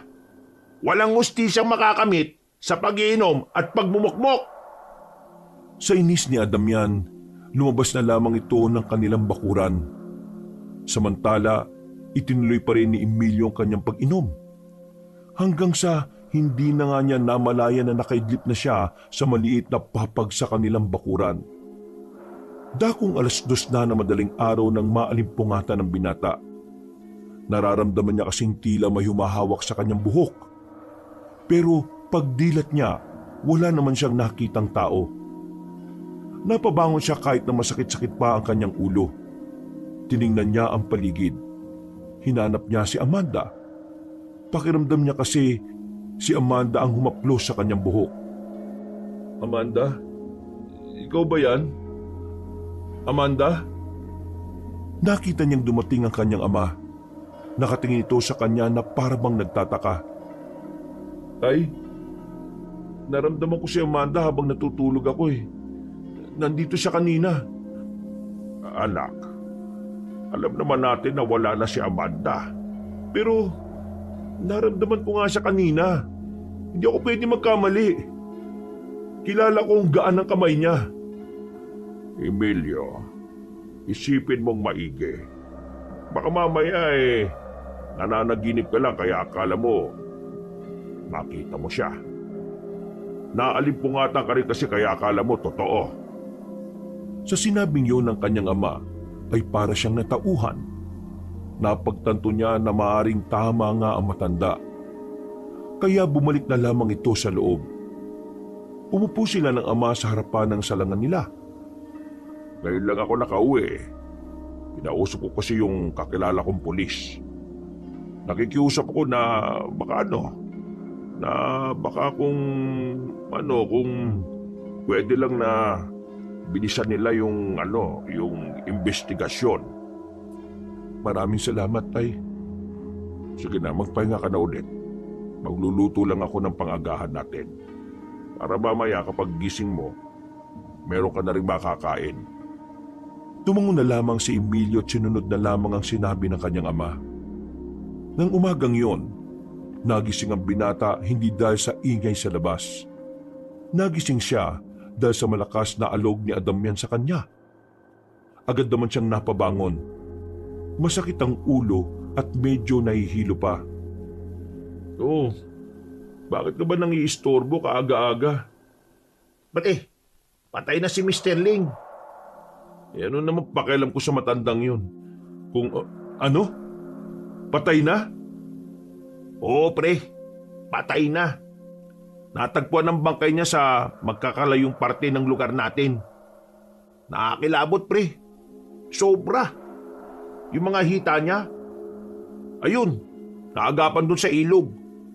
Yung mga braso naman niya, sa kakahuyan. Yung ulo naman, nasa loob mismo ng bakuran. Habang yung katawan nakatiwangwang lang sa likod ng sasakyan nila. Wakwak yung tiyan. Sa unang tingin, parang katawan ng baboy Pero katawan daw yun ni Mr. Ling. Buti sa kanya. Pero sino naman ang pumatay daw sa kanya? Ito nga, pre. May mga nakakita kagabi habang inaatake ng aswang si Mr. Ling. Ano? Aswang na naman? Oo, pre. Maniwala ka na kasing totoo sila. Marami na rin kasi ang nakakapagsabi, aswang talaga. Kitang-kita nila. Tingnan mo ngayon sa barangay, ang daming nagre-reklamo. Ang daming nagpapatunay na may aswang dito sa atin. Dahil sa mga nangyayari, pakiramdam ni Emilio, unti-unti na rin siyang naniniwala sa mga aswang. Para sa kanya, mas mainam ng totoo ang nilalang na yon dahil ang mahalaga naman sa kanya, wala na si Mr. Ling sa mundo. Gulantang ang kanilang buong lugar sa brutal na sinapit ng negosyanteng inchik. Marami ang nababahala na baka sila na ang isusunod. Kaya naman, bago pa lang mag-alas 5 ng hapon, lahat sila ay nasa loob na mismo ng kani-kanilang bahay. Tay, nabalitaan niyo po ba yung nangyari sa amo ninyo? Wala na. Patay na. Kinarma na ang isang yun. Kung sino man siyang aswang na siya, malamang sa malamang kilala niya si Mr. Ling. May atraso siguro siya sa aswang kaya pinatay siya. Sa dami ng sinabi niya, tila hindi naman siya narinig ng kanyang ama. Balisa si Mang Ame, wala sa sarili. Hindi mapakali ang mata. Bagay na kapansin-pansin naman para kay Emilio. Kaya naman, agad niyang nilapitan ang tatay niya. Tay, ayos lang ba kayo? Bakit parang takot na takot kayo? Hindi. Wala to. Masama na kasi ang pakiramdam ko Magpapahinga na lang muna ako. Naglakad ang kanyang ama papunta sa loob ng silid nito. Napapailing na lamang ang binatang si Emilio. Dahil wala naman siyang gagawin nung mga sandaling yon, naisipan niyang puntahan na lamang ang kanyang kaibigan. Pero sa kalagitnaan ng kanyang paglalakad, bigla na lamang niyang naramdaman na parang merong sumusunod sa kanya. Napalingon siya sa likuran, pero wala naman siyang nakita. Nang marinig niyang palakas ng palakas ang mga tunog, dito niya naisipang bilisan ang kanyang lakad. Sino yan? May tao ba dyan? Wala siyang natanggap na tugon, pero naririnig niya pa rin ang mga kaluskos. Kumuha na siya ng bato sa gilid. Maraan siyang naglakad palapit sa makakapal na dahon ng halaman. Mga ilang sandali lang, naririnig na niyang tila umalis na kung ano man ang naroon. Kaya yung nilalang na yun. Bago pa man siya makakita ng kung ano, ay nagmamadali na rin siyang nakaalis. Nakarating siya sa bahay ng kanyang kaibigan na si Adamian. Inabutan niya pa itong sinesermonan. Pasensya ka na Nakita mo pa talaga kung gaano kagulo pamilya ko. Ano na naman ba ang problema? Hindi kasi ako nakasahod ngayon Kasi nga, di ba, patay na si boss. Hindi na asikaso yung mga pasahod. Kaya ayan, galit sila. Wala kaming pera Sira ulo talaga yung pamilya mo no? Ano naman magagawa mo kung talagang wala pang pasahod? Kaya mo na. Pero anong meron at napadalo ka dito? May nangyari na naman ba? Wala naman. Gusto ko lang humingi ng paumanhin sa inasal ko kahapon. Pero napagtanto ko na tama ka nga. Kailangan ko maging maayos para makamit ko ang hustisya para kay Amanda. Mabuti naman at tatawan ka na rin. Kala ko, kailangan pa kitang sampalin ng malakas eh. Pre, kanina bago ako makarating dito, pakiramdam ko may nasunod sa akin eh. Ha? Sino naman yun? Hindi ko nga alam eh. Naririnig ko lang na may kumakalos ko sa halamanan. Tingin ko nga, aswang yun eh. Aswang? Bakit ka naman susundan ng aswang? May kasalanan ka ba sa aswang? Kasalanan? Wala ah. Kilala mo naman ako, di ba? Hindi nga ako naniniwala dun eh. Kaya ba't ako magkakaroon ng kasalanan sa kanila? Di ngayon, naniniwala ka na. Oo, naniniwala na ako. Pinatay niya si Mr. Ling eh. May gagawin ka ba ngayon? Wala naman. Bakit? Puntahan ko lang muna si Mang Kepweng. Baka lang bukas pa. Hiram muna ako ng pera. Umalis ang dalawa. Wala silang takot kahit na may kumakalat na sa kanilang baryo na gumagala-gala na aswang. Sa kanilang paglalakad, natanaw nila ang bahay ng kaibigan nilang banal na si Ramos. Kita nila si Ramos na bigla na lamang lumabas ng bahay nila. Tumakbo palapit sa kanila habang natataranta. Tulungan niyo ako! May ano doon! Anong ano? Sa bahay namin, naroon yung ano! Babatukan na kita eh. Ano ba talaga yun? Naroon yung aswang! Gusto niyang paslangin ang lolo ko! Tulungan niyo ako! Ha? Tulungan? Bakit hindi ka magdasal? Takot ka na baka di ka pakinggan kasi ibang Diyos yata sinasamba mo eh. Pakiusap! Tulungan niyo lolo ko! Nasa loob siya! Pinipilit na buksan yung bintana! Sumama si Emilio kay Ramos.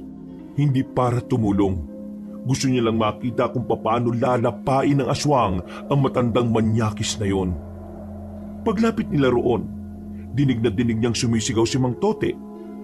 Pagtingala naman nila sa bubungan, doon na nila nakita mismo ang isang aswang. Mahabang buhok ng aswang na yon, kaya nakakasiguro siyang aswang yon. At sa hindi malamang dahilan, tila ba nakilala niya ang aswang. Lo, ayos lang ba kayo? Wala na po yung aswang. Umalis na po siya sa tulong ng Panginoong Diyos. Malakas po tayo sa taas eh. Hindi niya po tayo pinabayaan. Sira ulong aswang yun ah. Bakit ako ginugulo ng lintik na yon? Alam mo kung bakit? Kasi alam ng aswang na yun na masamang tao ka. Di ka ba nagtataka? Pagtapos niyang paslangin si Mr. Ling, ikaw naman ang susunod niya?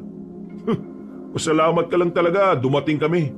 Kaya kahit na papano, nagkaroon siya ng pag-aalinlangan. Kapal din naman ang mukha mo para sabihin niya na Diyos ang nagligtas sa amin at hindi kayo.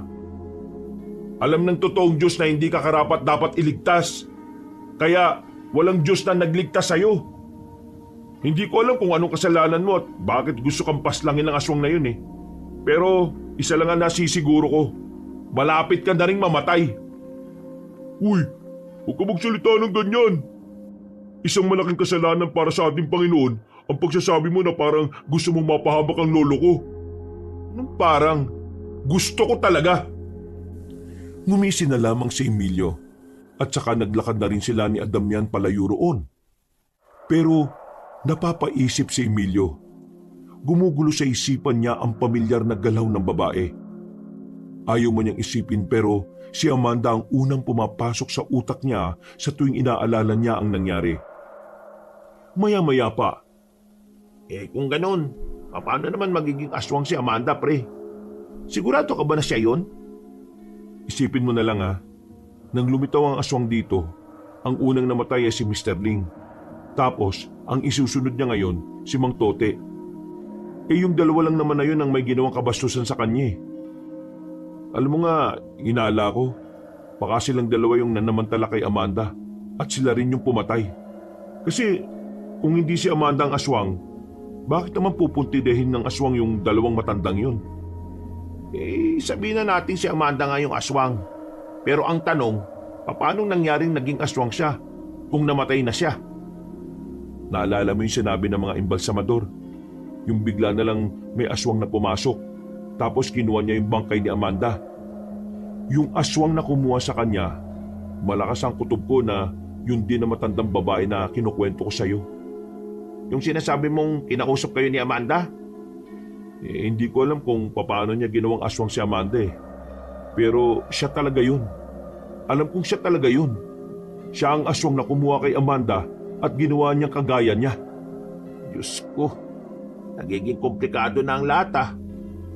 Kung totoong si Amanda nga yung aswang na pumaslang kay Mr. Ling, siguradong si Mang Totoy na talaga ang susunod. Nakabahan ako pre. Bakit naman? Paano kung mapatay ng taong bayan si Amanda? Di double dead. Di, joke lang ah. Kung ganun man ang mangyayari pre, kailangan mo tanggapin yun. Alam mo naman na ang aswang ay hindi na tao. May panganib silang dala. At kung ganun man ang mangyayari, makakapalit na yun sa pagpaslang niya sa mga biktima niya. Huminga na lamang ng malalim ang binatang si Emilio. Pero sa loob-loob niya, hindi maaalis ang kanyang pagkabahala. Matapos ang pag-uusap na yon, ay umuwi na lamang siya sa kanila. Kinabukasan ng umaga, agad na kumalat sa buong lugar nila ang nangyari kay Mang Tote. Parang babaeng putak ng putak si Mang Tote habang pinapaalam sa mga kalugar nila ang dinanas nito. Tay, nabalitaan niyo na po ba yung usap-usapan sa labas? Si Mang Tote, munti ka nang madali ng aswang. Nangihinayang nga ako eh. Pero kung iisipin mo no, siguro sinisingil na sila ng karma. Una, si Mr. Ling. Hindi pa nga nalilibig si Mr. Ling eh, isusunod naman tong si Mang Tote. Medyo maganda ang taste ng aswang ha. Hindi ka dapat ganyan magsalita anak. Masama yang ganyan. Hayaan mo ang Diyos ang maningil sa kanila. Di sige. Yan ang sabi nyo eh. Pero saan ba kayo galing? Inumaga na naman kayo ng uwi ah. Naghahanap ako ng ibang trabaho. Alam mo naman na wala na si Mr. Ling. Kaya hindi malabong mawalan na rin kami ng trabaho. Ganun ba? Pero bakit parang palagi kang balisa? Hindi ka pa sinasabi sa akin, Tay? Wala. Balisa. Malamang balisa ako. Wala ka ng trabaho eh. Tapos nanganganib din akong mawalan ng trabaho. Sinong hindi magiging balisa ng ganon? Sa bagay. Pero huwag ka mag-alala, Tay. Naghahanap na rin naman ako ng trabaho eh. Nung umagang yon, ay umalis na sila ni Adamian para puntahan ang bahay nila Amanda. Yun na kasi ang huling araw ng burol ng ina ng dalaga. Buti na lang din talaga. Mababait ang kalugar nila Amanda kaya yun ang nag-asikaso ng lahat. Habang inahatid nila sa huling hantungan ng ali, napalingon si Emilio sa may gilid. Parang nakita niyang kasabay nilang naglalakad ang babaeng si Amanda. Pero nang lalapitan niya ito, ay bigla na lang itong nawala. Bakit pre? Wala. Akala ko lang nakita ko si Amanda. Guni-guni ko lang pala. Ipinagpatuloy na lamang nila ang paglalakad at ilang sandali lang, tuluyan na nga silang nakarating sa sementeryo. Iyakan ng ilang kakilala ng ina ni Amanda. Kahit si Emilio rin ay bahagya ring napaluha. Kahit na papano kasi, naging mahalaga na rin sa kanya ang ali. Para sa kanya, hindi karapat-dapat na nawala ang mag-ina. Ang ideyang ito ang mas lalong nagpapausbong ng galit ng binata. Maya-maya, Kahit na hindi ko naman kilala yung nilibing kanina, ang sakit-sakit pa rin sa dibdib no? Nakakaawa eh. Hindi nila dapat naranasan yun. kaya nga Kaya dapat, makamit na kagad nila ang hustisya. Hahanap ako ng ebidensya para mapatunayan na may kinalaman nga si Mang Tote sa pagkamatay ni Amanda. Napatango na lamang ang kanyang kaibigan. Ilang araw pa ang nakalipas, himulang walang nagparamdam na aswang sa kanilang baryo. Si Mang Tote naman, medyo lumakas na ang loob ng makabuo ito ng samahan ng mga kalalakihan na tutugis sa aswang. Gabi-gabing rumoronda ang mga yon. Dala-dala nila ang kani-kanilang itak at ang iba pa ay may mga baril na dala. O Tay, nakauwi ka na pala. Kanina ka pa? Oo, medyo kanina pa ako nakauwi. ikaw ba saan ka galing?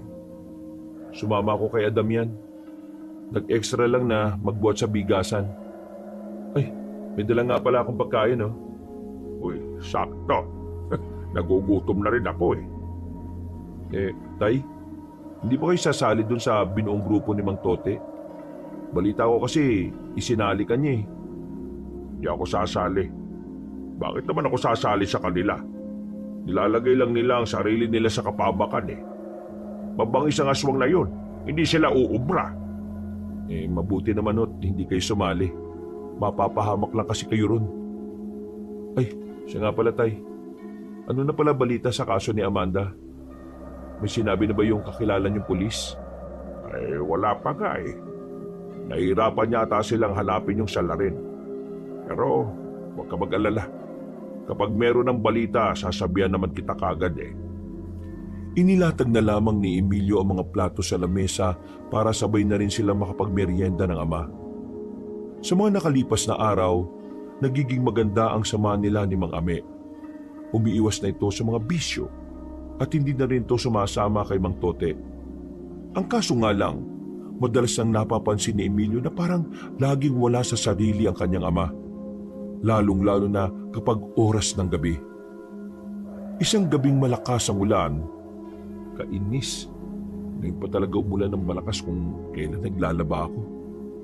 Isinilong na muna ni Emilio ang mga labahan niya malapit sa salangan nila. Hindi lang ulan ng malakas ng mga oras na yon. Nakikisabay din ang hangin. Masama ang panahon pero wala ang kanyang ama sa loob ng bahay. Nagpaalam kasi yun na may pupuntahan matapos nilang kumain ng merienda. Sa lakas ng ulan, sandaling nawala ng kuryente sa kanilang baryo. Pagkidlat ng malakas, nang magliwanag ang paligid, nakita ni Emilio na merong babaeng nakatayo sa gilid ng kanilang bahay. Basang-basa ang babaeng yon.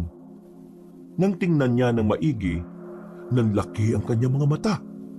Bumilis ang tibok ng kanyang puso. Hindi niya alam kung ano ang kanyang mararamdaman. Parang lulundag ang puso niya nang mapagtanto na ang babaeng yun ay walang iba kundi si Amanda. Maraan siyang naglakad. Wala na siyang pakialam kung mabasa siya ng ulan. Nang makalapit na siya, dito na niya napagtanto na ang babaeng ang ito ay ang babaeng kanyang minahal. Bigla niya itong niyakap sa gitna ng malakas na ulan. Lahat ng sakit na nararamdaman niya ay tila napawi na. Sobrang saya ng kanyang kalooban. Nawala ang kanyang pangungulila. Muling sumigla ang kanyang puso. Amanda, ikaw nga yan! Agad na hinila ni Emilio ang dalaga para makasilong sila. Pagtingin ni Emilio sa dalaga nang nasa loob na sila ng kanilang bahay, nakita niyang tila mayroong nagbago sa itsura nito.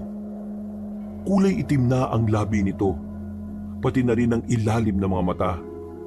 Ang balat naman nito ay putlang-putla. Amanda, ano bang nangyari sa iyo? Bakit ganyan ang labi mo? Bakit ganyan ang ilalim ng mata mo? Yung kuko mo, bakit mahahaba at matutulis?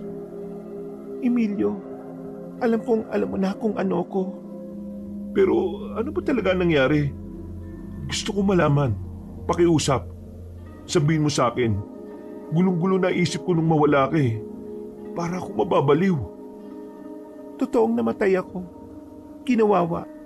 Pinagsamantalahan ng mga demonyo. Sinugatan. At habang naghihingalo, itinapon ako sa ilog. Pero sino? Sino ang may gawa nito sa'yo? Sabihin mo. Ang mga hayop sa bukid. Ibig sabihin, ikaw talaga yung aswang na pumaslang kay Mr. Ling? At ikaw rin yung nagtangka sa buhay ni Mang Tote? Oo, ako nga yun. At hindi ako titigil hanggat hindi sila nagbabayad sa ginawa nila sa akin. Pero paano ka naging ganyan? Yung matandang babae na laging sumusunod sa akin, isa siyang aswang. Siya ang nagbigay ng panibagong buhay sa akin. Pero hindi na ako gaya ng dati. Dahil ang buhay ko ngayon ay para maging aswang na. Tinutulungan niya akong mabuhay ulit para makapagiganti sa lahat ng lumapastangan sa akin. Pero Amanda, hinahanap ka na ng mga tao ngayon. Pwede ka nilang mapatay. Tutulungan kitang mapakulong si Mang Tote. Sabihin mo lang sa akin kung anong kailangan kong gawin. Walang saysayang hustisya kung ang batas natin ay mabisa lamang sa mga taong maimpluwensya. Kaya hindi na ako aasa sa batas. Nasa kamay ko ang kakayahan na makamit ang hustisya. Gagawin ko yon na mag-isa. Hindi ako papayag na mabaon lang sa limot ang lahat. Buhay ng mama ko ay nadamay. Buhay ang nawala. Buhay din ang kapalit. Pero Amanda, Emilio, hindi na ako gaya ng dati. Kaya hindi na rin tayo pwedeng dalawa. Aswang na ako. At ikaw, isa ka pa ring tao. Kahit na kailan, hindi pwedeng magsama ang kagaya ko at ang taong katulad mo. Nabubuhay na ako ngayon para magiganti. At kapag nagawa ko na yon, maaari na rin ako magpahinga. pero mahalaga ka sa akin. Hindi ko kakayanin kung pati ikaw ay mawawala. Kaya naman, nakikiusap ako sa iyo, Amanda. Piliin mong mabuhay. Wala nang saysay ang buhay ko. Wala nang mawala ang nanay ko, Emilio. Gusto kong ipagpatuloy mo ang buhay mo. Humanap ka ng ibang babae na magmamahal sa iyo. Yung malinis at hindi nadumihan ng mga demonyo. Paalam na, Emilio. Teka, sandali. Huwag kang makialam. Ayaw kong pati ikaw ay mapahamak. Magsasalita pa sana ang binatang si Emilio nang umalis na kagad ang babae. Mabilis itong nakatalon sa puno at hindi na niya yun nahabol pa. Isang matalim na paghinga na lamang ang nagawa ni Emilio. Magkakahalong emosyon ang kanyang nararamdaman. Masaya dahil sa wakas muli niyang nakita ang babae. Pero sa kabilang banda naman, nag-aalala siya para sa kaligtasan ng dalaga. Butid niyang nasa peligro din ang buhay ni Amanda. At kahit aswang ang dalaga, alam niyang hindi pa rin ito ligtas dahil sa dami ng taong naghahanap dito. Makalipas ang ilang minuto, medyo tumila na rin ang ulan. Naririnig na naman niya ang sigawan ng mga tao sa baryo. Pinangungunahan niyo na matandang si Tote. Rumuronda ang mga yon para hanapin ang aswang na si Amanda. Pero walang pakialam si Emilio ng mga sandaling yon. Masyadong magulo ang utak niya sa kakaisip kay Amanda. Tay, saan ka galing? Dyan lang. Tay, alam niyo bang nagpunta si Amanda rito? Nang marinig ni Mang Ame ang sinabi ng kanyang anak, nanlaki ang mga mata nito. Para bang nanghina ito at napahawak pa sa lamesa. Nakalauna naman ay umupo na lang din. Nagtataka, naguguluhan at hindi makapaniwala sa sinabi ni Emilio. Si Amanda, nandito kanina? Anak, bakit naman mapupunta rito si Amanda? Di ba patay na siya? Narito siya kanina. Nagbalik siya para pagbayarin ng lahat ng taong may ginawang kahayupan sa kanya. Nagbalik siya, hindi na bilang dating Amanda na mahinhin, kundi bilang isang Amanda na mabangis at mapanganib. Tay, nalalapit na. Malapit nang mawala sa mundo si Mang Tote. Ano bang sinasabi mo? Ayos ka lang ba, Emilia? Hindi na nagsalita pa si Emilio. Sumilay na lamang ang ngiti ng binata sa ideyang magbabayad na si Mang Tote sa nagawa nitong kasalanan. Kinabukasan, maulan-ulan pa nang pinuntahan siya ng kanyang kaibigang si Adamian. Aray ko! Kainis naman oh. Oh, bakit ka ba kasi nagmamadali? Ano bang meron? Emilio, narinig ko sila Mang Tote. Nakita na raw nila yung aswang kagabi. O ano naman ngayon? Anong i-ano naman ngayon, pre? Kilala na nila yung aswang. Hindi nga rin ako makapaniwala, pre. Si Amanda daw yung aswang. Buhay si Amanda, pero aswang na. Oo, alam ko na yan. Ha? Alam mo na ang alin? Nabuhay si Amanda at naging aswang siya? Oo, nandito nga siya kagabi. Nag-usap kaming dalawa. Ano? Nandito siya kagabi? Ay, nandito talaga siya? Oo nga. Totoong narinig mo. Aswang na talaga siya.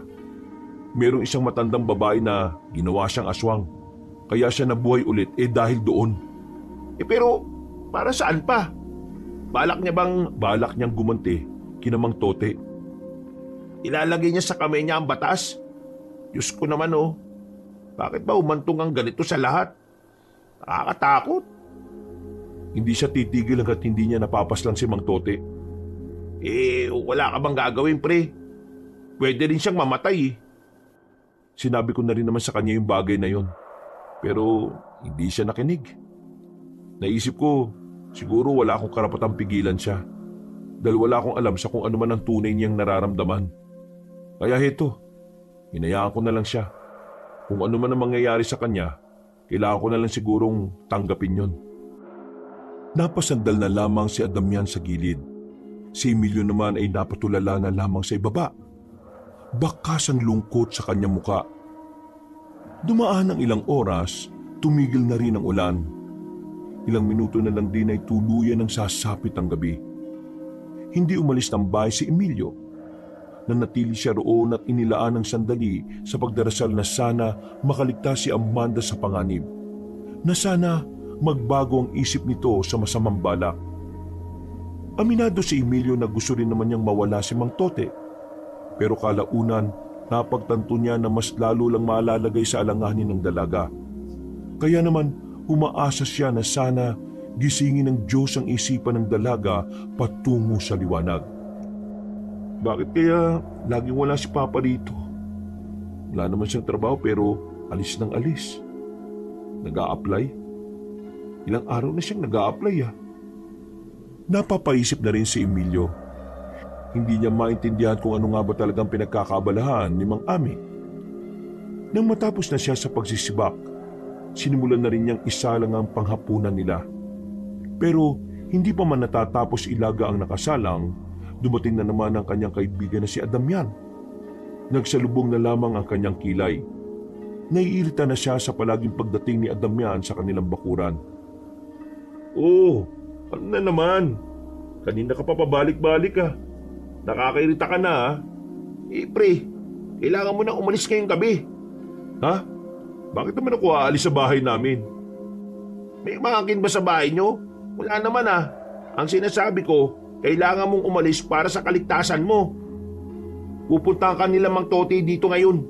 Iniisip nila na itinatago mo si Amanda. Protector ka raw ng aswang. So, wala naman sila magagawa kasi wala naman sila katibayan Buwang ka. Kasama nila mga tanod. Kukunin ka nila. Pipilitin ka nilang paminin. Kaya kung ako sa'yo, kailangan mo na umalis. Sumama ka sa akin, dali. May alam akong paraan para hindi ka nila makita. Sa puntong ito, agad na naramdaman ng binata ang kaba. Nagmamadali na niyang inilagay ang mangilan-ngilan niyang gamit sa kanyang bag. Dinala na rin niya ang perang naipon. Bago pa man makarating sila Mang Tote sa bahay nila, lumabas na siya kasama ni Adamian. Habang naglalakad, Bilisan mo maglakad, pre. Hindi pa tayo nakakalis ng baryo Ang dami nila. Yung iba naronda na. Kaya kailangan natin makalis kagad. Kasi baka nabantayan na rin nila ang lahat ng daraanan natin. Isa ba kasi yung sinasabi mong daanan natin para hindi nila tayo makita? Sa Maynyugan, di ba meron parang tunnel doon? Yung tuyong imbornal na papunta sa ilog? Doon tayo dadaan. Mas madali tayo makakalabas ng baryo kapag doon tayo dumaan.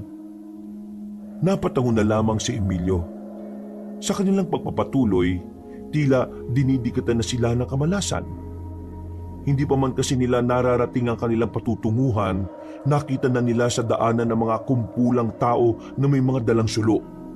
Gumilit sila para makapagtago. Ang dami na nila. Ang bihira. Mukhang lahat yata ng tao sa baryo natin alam ng aswang si Amanda At dahil nga naglalandian kayo dati, iniisip talaga nila na tinutulungan mo siya. Siraulo kasi itong si Mang Tote Yun talagang pinagkakalat niya sa lahat. Kahit na kailan talaga, napakasama ng ugali nun. Bakit hindi pa siya sumunod kay Mr. Ling Idagdag mo pa si Ramos. Kunwari makadiyos pero demonyo rin pala. O bakit? Ano na naman ang ginawa ng kaibigan natin na yun? Huwag mo na nga tawagin kaibigan yun. Alam mo bang siya ang nag-udyok sa mga tao na idamay ka? Sabi niya, lumalabag ka raw sa utos ng Diyos. Kasi pinoprotektahan mo yung kampo ng kasamaan. Noon pa man, amoy na amoy ko nang hindi naman talaga Diyos ang sinasamba niya eh. Hindi na ako nagtataka. Hindi na nakatuloy pa ang dalawa sa kanilang patutunguhan. Hindi na rin kasi umalis sa mga natatanaw nilang mga tao.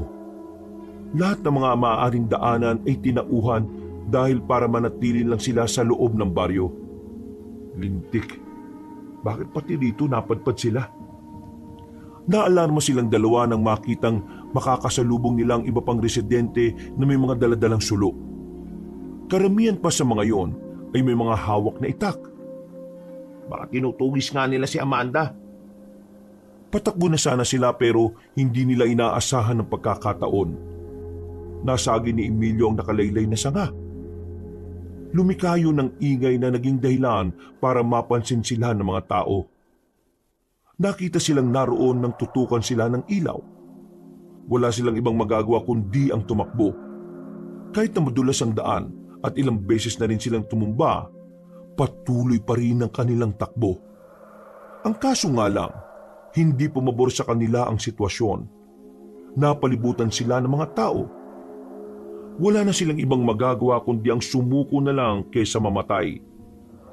Dinakip sila ng mga residente. Ang akala nila ay dadalhin sila ng mga yun sa barangay. Pero dinala sila sa dulo ng baryo, sa harapan ng isang malaking junk shop. Itinali sila sa poste at ilang sandali lamang dumating na ang matandang si Tote. Kasama nito ay ang apo nitong si Ramos. Pakawalan niyo ako dito! Wala akong ginagawang mali! Ano walang ginagawang mali? Huwag ka nang magkaila pa. Alam namin may alam ka sa pagiging aswang ni Amanda. Eh ano naman ngayon? Bakit? Natatakot ka na ba dahil nagbabalik na siya? Takot ka na bang masingil dahil sa ginawa mong kahayupan sa kanya? Hoy, huwag kang magsalita na parang may alam ka. Para sabihin ko sa iyo, kasali rin si... Lolo, kumalma ka. Nanonood ang Diyos sa atin. Huwag ka masyado magalit. Ang mahalaga naman ngayon maatulan na natin ang kampo ng kadiliman. Ikaw ang kampo ng kadiliman. Tunig ka pala eh. Padasal-dasal ka pa. Demonyo naman din ang ugali mo. Patawarin ka sana ng Panginoon Diyos. Tingnan natin kung hanggang saan ang yapang mo. Mauna ka pang mahatulan kaysa sa syota mong aswang. Pakawalan niyo si Damian. Wala siya kinalaman dito. Siya ang tumulong sa'yo para tumakas. Ibig sabihin, kampo na rin siya nakasamaan. Magagalit ang Diyos kung pakakawalan namin siya. Buwang ka talaga no? Ilang sandali pa, kinuha na ni Mang Tote ang mahabang itak. Nangingintab yun dahil sa sobrang talim. Lumapit ito kay Emilio at tinuwakan sa buhok ang binata. Sinimulan na ng matanda ang pagtatanong. Sabihin mo sa amin kung nasaan ang babaeng yon, kung gusto mo pang mabuhay. Kapag hindi ka nagsalita, ibig sabihin tinatanggap ko na ang kamatayan mo ngayon. Wala akong alam. Nagkausap lang kami pero hindi ko alam kung nasaan siya. At kung sakaling mang malaman ko, hindi ko rin naman sasabihin sa inyo Kung ganoon, wala namang problema. Tutuluyan ka na lang namin.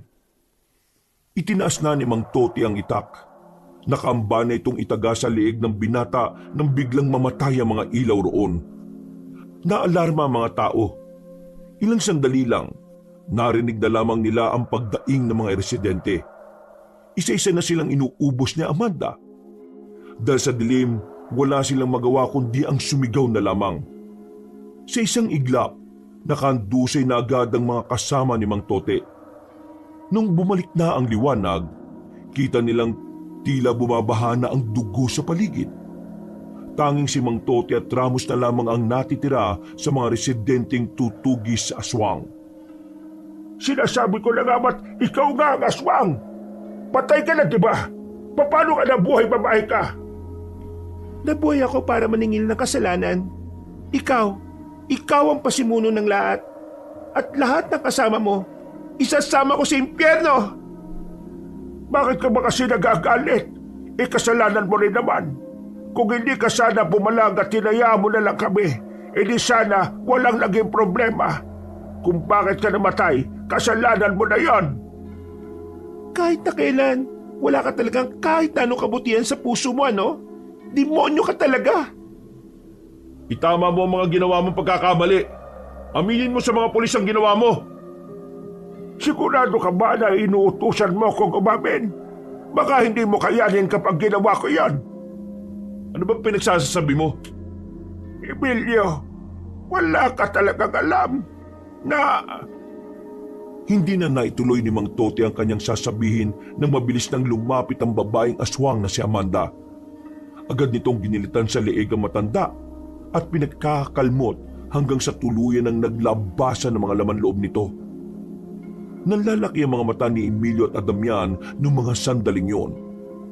Habang ang lalaking si Ramos naman ay napaupo na lamang at walang humpay ang pagdarasal. Ganyan ang mga nararapat sa mga diablang nagkatawang tao. Tumingin ng seryoso sa kanila si Amanda. Punong-puno ng dugo ang mukha nito. Hindi na ito makilala ni Emilio. Sobrang layo na nito sa Amanda na nakilala niya. Magagalit ang Diyos sa ginawa mo dahil masama yan! Tumawa lang ng mahina si Amanda. Nagmamadali na itong makalis. Habang nakagapos pa rin sila Emilio roon, biglang nagsalita si Ramos sa kanila. Hindi ako papayag na ako lang ang mawawala ng mahal sa buhay. Dapat ikaw rin, Emilio. Ang pinagsasabi mo? Nababaliw ka na yata eh. Yan kasi, kakasamba mo sa diablo. Hindi mo ba alam? Kasali si Mang Ame sa gumahasa kay Amanda. Siya rin ang nagtapo ng bangkay ni Amanda sa ilog. Si Raulo, hindi totoo yan. Bahala ka kung ayaw mo maniwala. Pero ngayon, alam natin pareho na si Mang Ame na ang susunod. At wala ka magagawa para pigilan si Amanda. Hoy, pakawalan mo nga kami rito. Hindi na sila inintindi pa ng lalaking si Ramos. Iniwan sila nito. At sa mga sandaling ito, kinakabahan na si Emilio sa ideyang baka mamatay ang kanyang ama. Mabuti na lamang, merong napadaan na tao at tinulungan sila makawala. Wala siyang sinayang na sandali. Agad silang tumakbo patungo sa bahay nila Emilio. Nang makarating sila roon, inabutan nilang nasa bakuran si Amanda. Duguan pa rin ang kamay at ang ilang parte ng katawan nito. Nagtindigan ang balahibo ni Emilio ng mga sandaling yon. Ang tanging tumatakbo na sa isipan niya ay baka wala na rin ang kanyang ama. Nagkatinginan sila ni Amanda, pero walang salita ang lumabas sa bibig ng babaeng aswang. Nakatingin lang ito sa kanya na parabang sinasabi na yun na ang huli nilang pagkikita. Umalis ang babae. Ni hindi na rin niya nagawa pang tanungin dahil sa nararamdamang konsensya at hiya. Bumungad sa kanya ang kanyang ama na nakaupo sa sulok at takot at halos maiyak na rin. Nanlalaki ang mga mata. Tay, totoo ba? Sumagot ka. Umami ka sa akin. Sabihin mo ang totoo. Totoo ba nakasama ka na namantala kay Amanda? Wala ako sa sarili ng araw na yon, anak. Pinatikim nila ako ng ipinagbabawal na gamot kaya wala akong kalam-alam sa mga nangyayari. Pero hindi ko ginusto ang ginawa ko. Pinagsisisihan ko, hindi! Hindi ka nagsisisi. Dahil kung nagsisisi ka, dapat una pa lang nagsumbo ka na sa mga pulis. Natakot ako, anak. Hindi ko kasi alam ang gagawin ko. Basta nung paggising ko naalala ko mga ginawa ko. Patawarin mo ko, anak. Hindi ko sinasadya. Sinabihan na kita noon na lumayo ka sa kanila. Pero hindi ka nakinig sa akin eh. Binaliwala mo lahat ng paalala ko. Ngayon, wala ka ng anak dahil wala akong ama na kagaya mo. At kung talagang may natitira ka pang konsensya, itama mo mga kasalanang nagawa mo. Matapos ang pag-uusap na yon, agad din namang sumuko sa mga pulis ang matandang si Ame. Sinalaysay nito ang lahat ng nangyari at kalaunan, ikinulong na rin siya. Masakit para kay Emilio ang mga nangyari. Pero kailangan niyang pagbayarin ng ama sa nagawa nito. Lumipas na ang 1 taon. Wala nang balita si Emilio sa dalagang si Amanda. Huli siyang nakatanggap ng liham ng pamamaalam 1 linggo matapos ang gulo. Ang matandang babae naman na naging dahilan kung bakit naging aswang ang dalaga ay natagpo ang patay sa gilid ng kalsada. Hinala nila si Amanda ang pumaslang sa matandang aswang. Sa karanasang yon, natutunan ni Emilio na iba-iba talaga ang paraan ng mga tao sa pagkuha ng hustisya. Depende sa sistemang ginagalawan at depende sa kung gaano kalalim ang dahilan at kung gaano ito nakaapekto sa buhay ng isang tao. Sa ngayon, mapayapang namumuhay ang binata. Unti-unti na siyang nakakabangon. Pero hindi pa rin nawawala sa kanyang kalooban na sana isang araw muli niyang makausap ang dalagang si Amanda. Na sana isang araw magkaroon siya ng pagkakataong makabawi at maiparamdam sa dalaga ang tunay nitong halaga. Wakas. Hello! Pinagpalang araw sa inyo mga kabangers at siyempre sa ating mga kayanggaw. Si Kabanong Pulit muli. Tayo ay magsha-shoutout sa mga members natin, no? Yan, may mga loyal members na tayo. Padami na po sila. Naku, maraming salamat po sa pag-suporta, siyempre sa pag-member sa atin para suportahan ang ating channel na mga kwento ni Kabanong. At dahil doon, kayo po ay ang ating uunahin na siyempre ma-shoutout, di ba? Gusto niyo ba yun? So, ito po mga kaibigan, uunahin natin silang i-shoutout dahil yun po yung isa sa mga privilege ng mga nag-member sa atin. Ito po, every time na may video tayo, sila ang una natin na isa-shoutout. Pero syempre, yung mga iba, yun nga yung randomly na nag-comment, i-randomly rin natin silang isa-shoutout. Pero unahin natin syempre itong mga members natin. Walang iba kundi si Lance MBB, siya yung unang-una na nag-member sa atin. Sumunod ay si May Ann Zuvela, hello po. At si Christopher Kalima, shoutout po sa inyo. And kay Almira Alodo, hello, shoutout po. At kay Precious Irish also. At shoutout rin po kay Josephine Barrientos. Shoutout rin po kay Noel Reyes. Hello po. At kay, siyempre, shoutout rin po kay Shaulolin Your Love. At shoutout rin po kay Lynn Kalayig, kay Akala Carmi, kay Kaloyal Kualas Dimols. At siyempre, shoutout rin po kay Mark Hill. Talagang pang-artista yung pangalan. At kay Chris Michael Betita. At shoutout rin po kay Myla Lutino. Sila po yung tatlong bago na nag-member sa atin as Bangkilan. Si Mark Hill, kay Chris Michael Betita at kay Myla Lutino. Shoutout po sa inyo. Nako, thank you very much po sa inyong pagsuporta at pagiging member natin. No? And siyempre, ito po, randomly, isa-shoutout po natin yung ating mga nag-comment dito po sa video po natin na babaeng maangas na ikinasal sa aswang. Okay, shoutout po.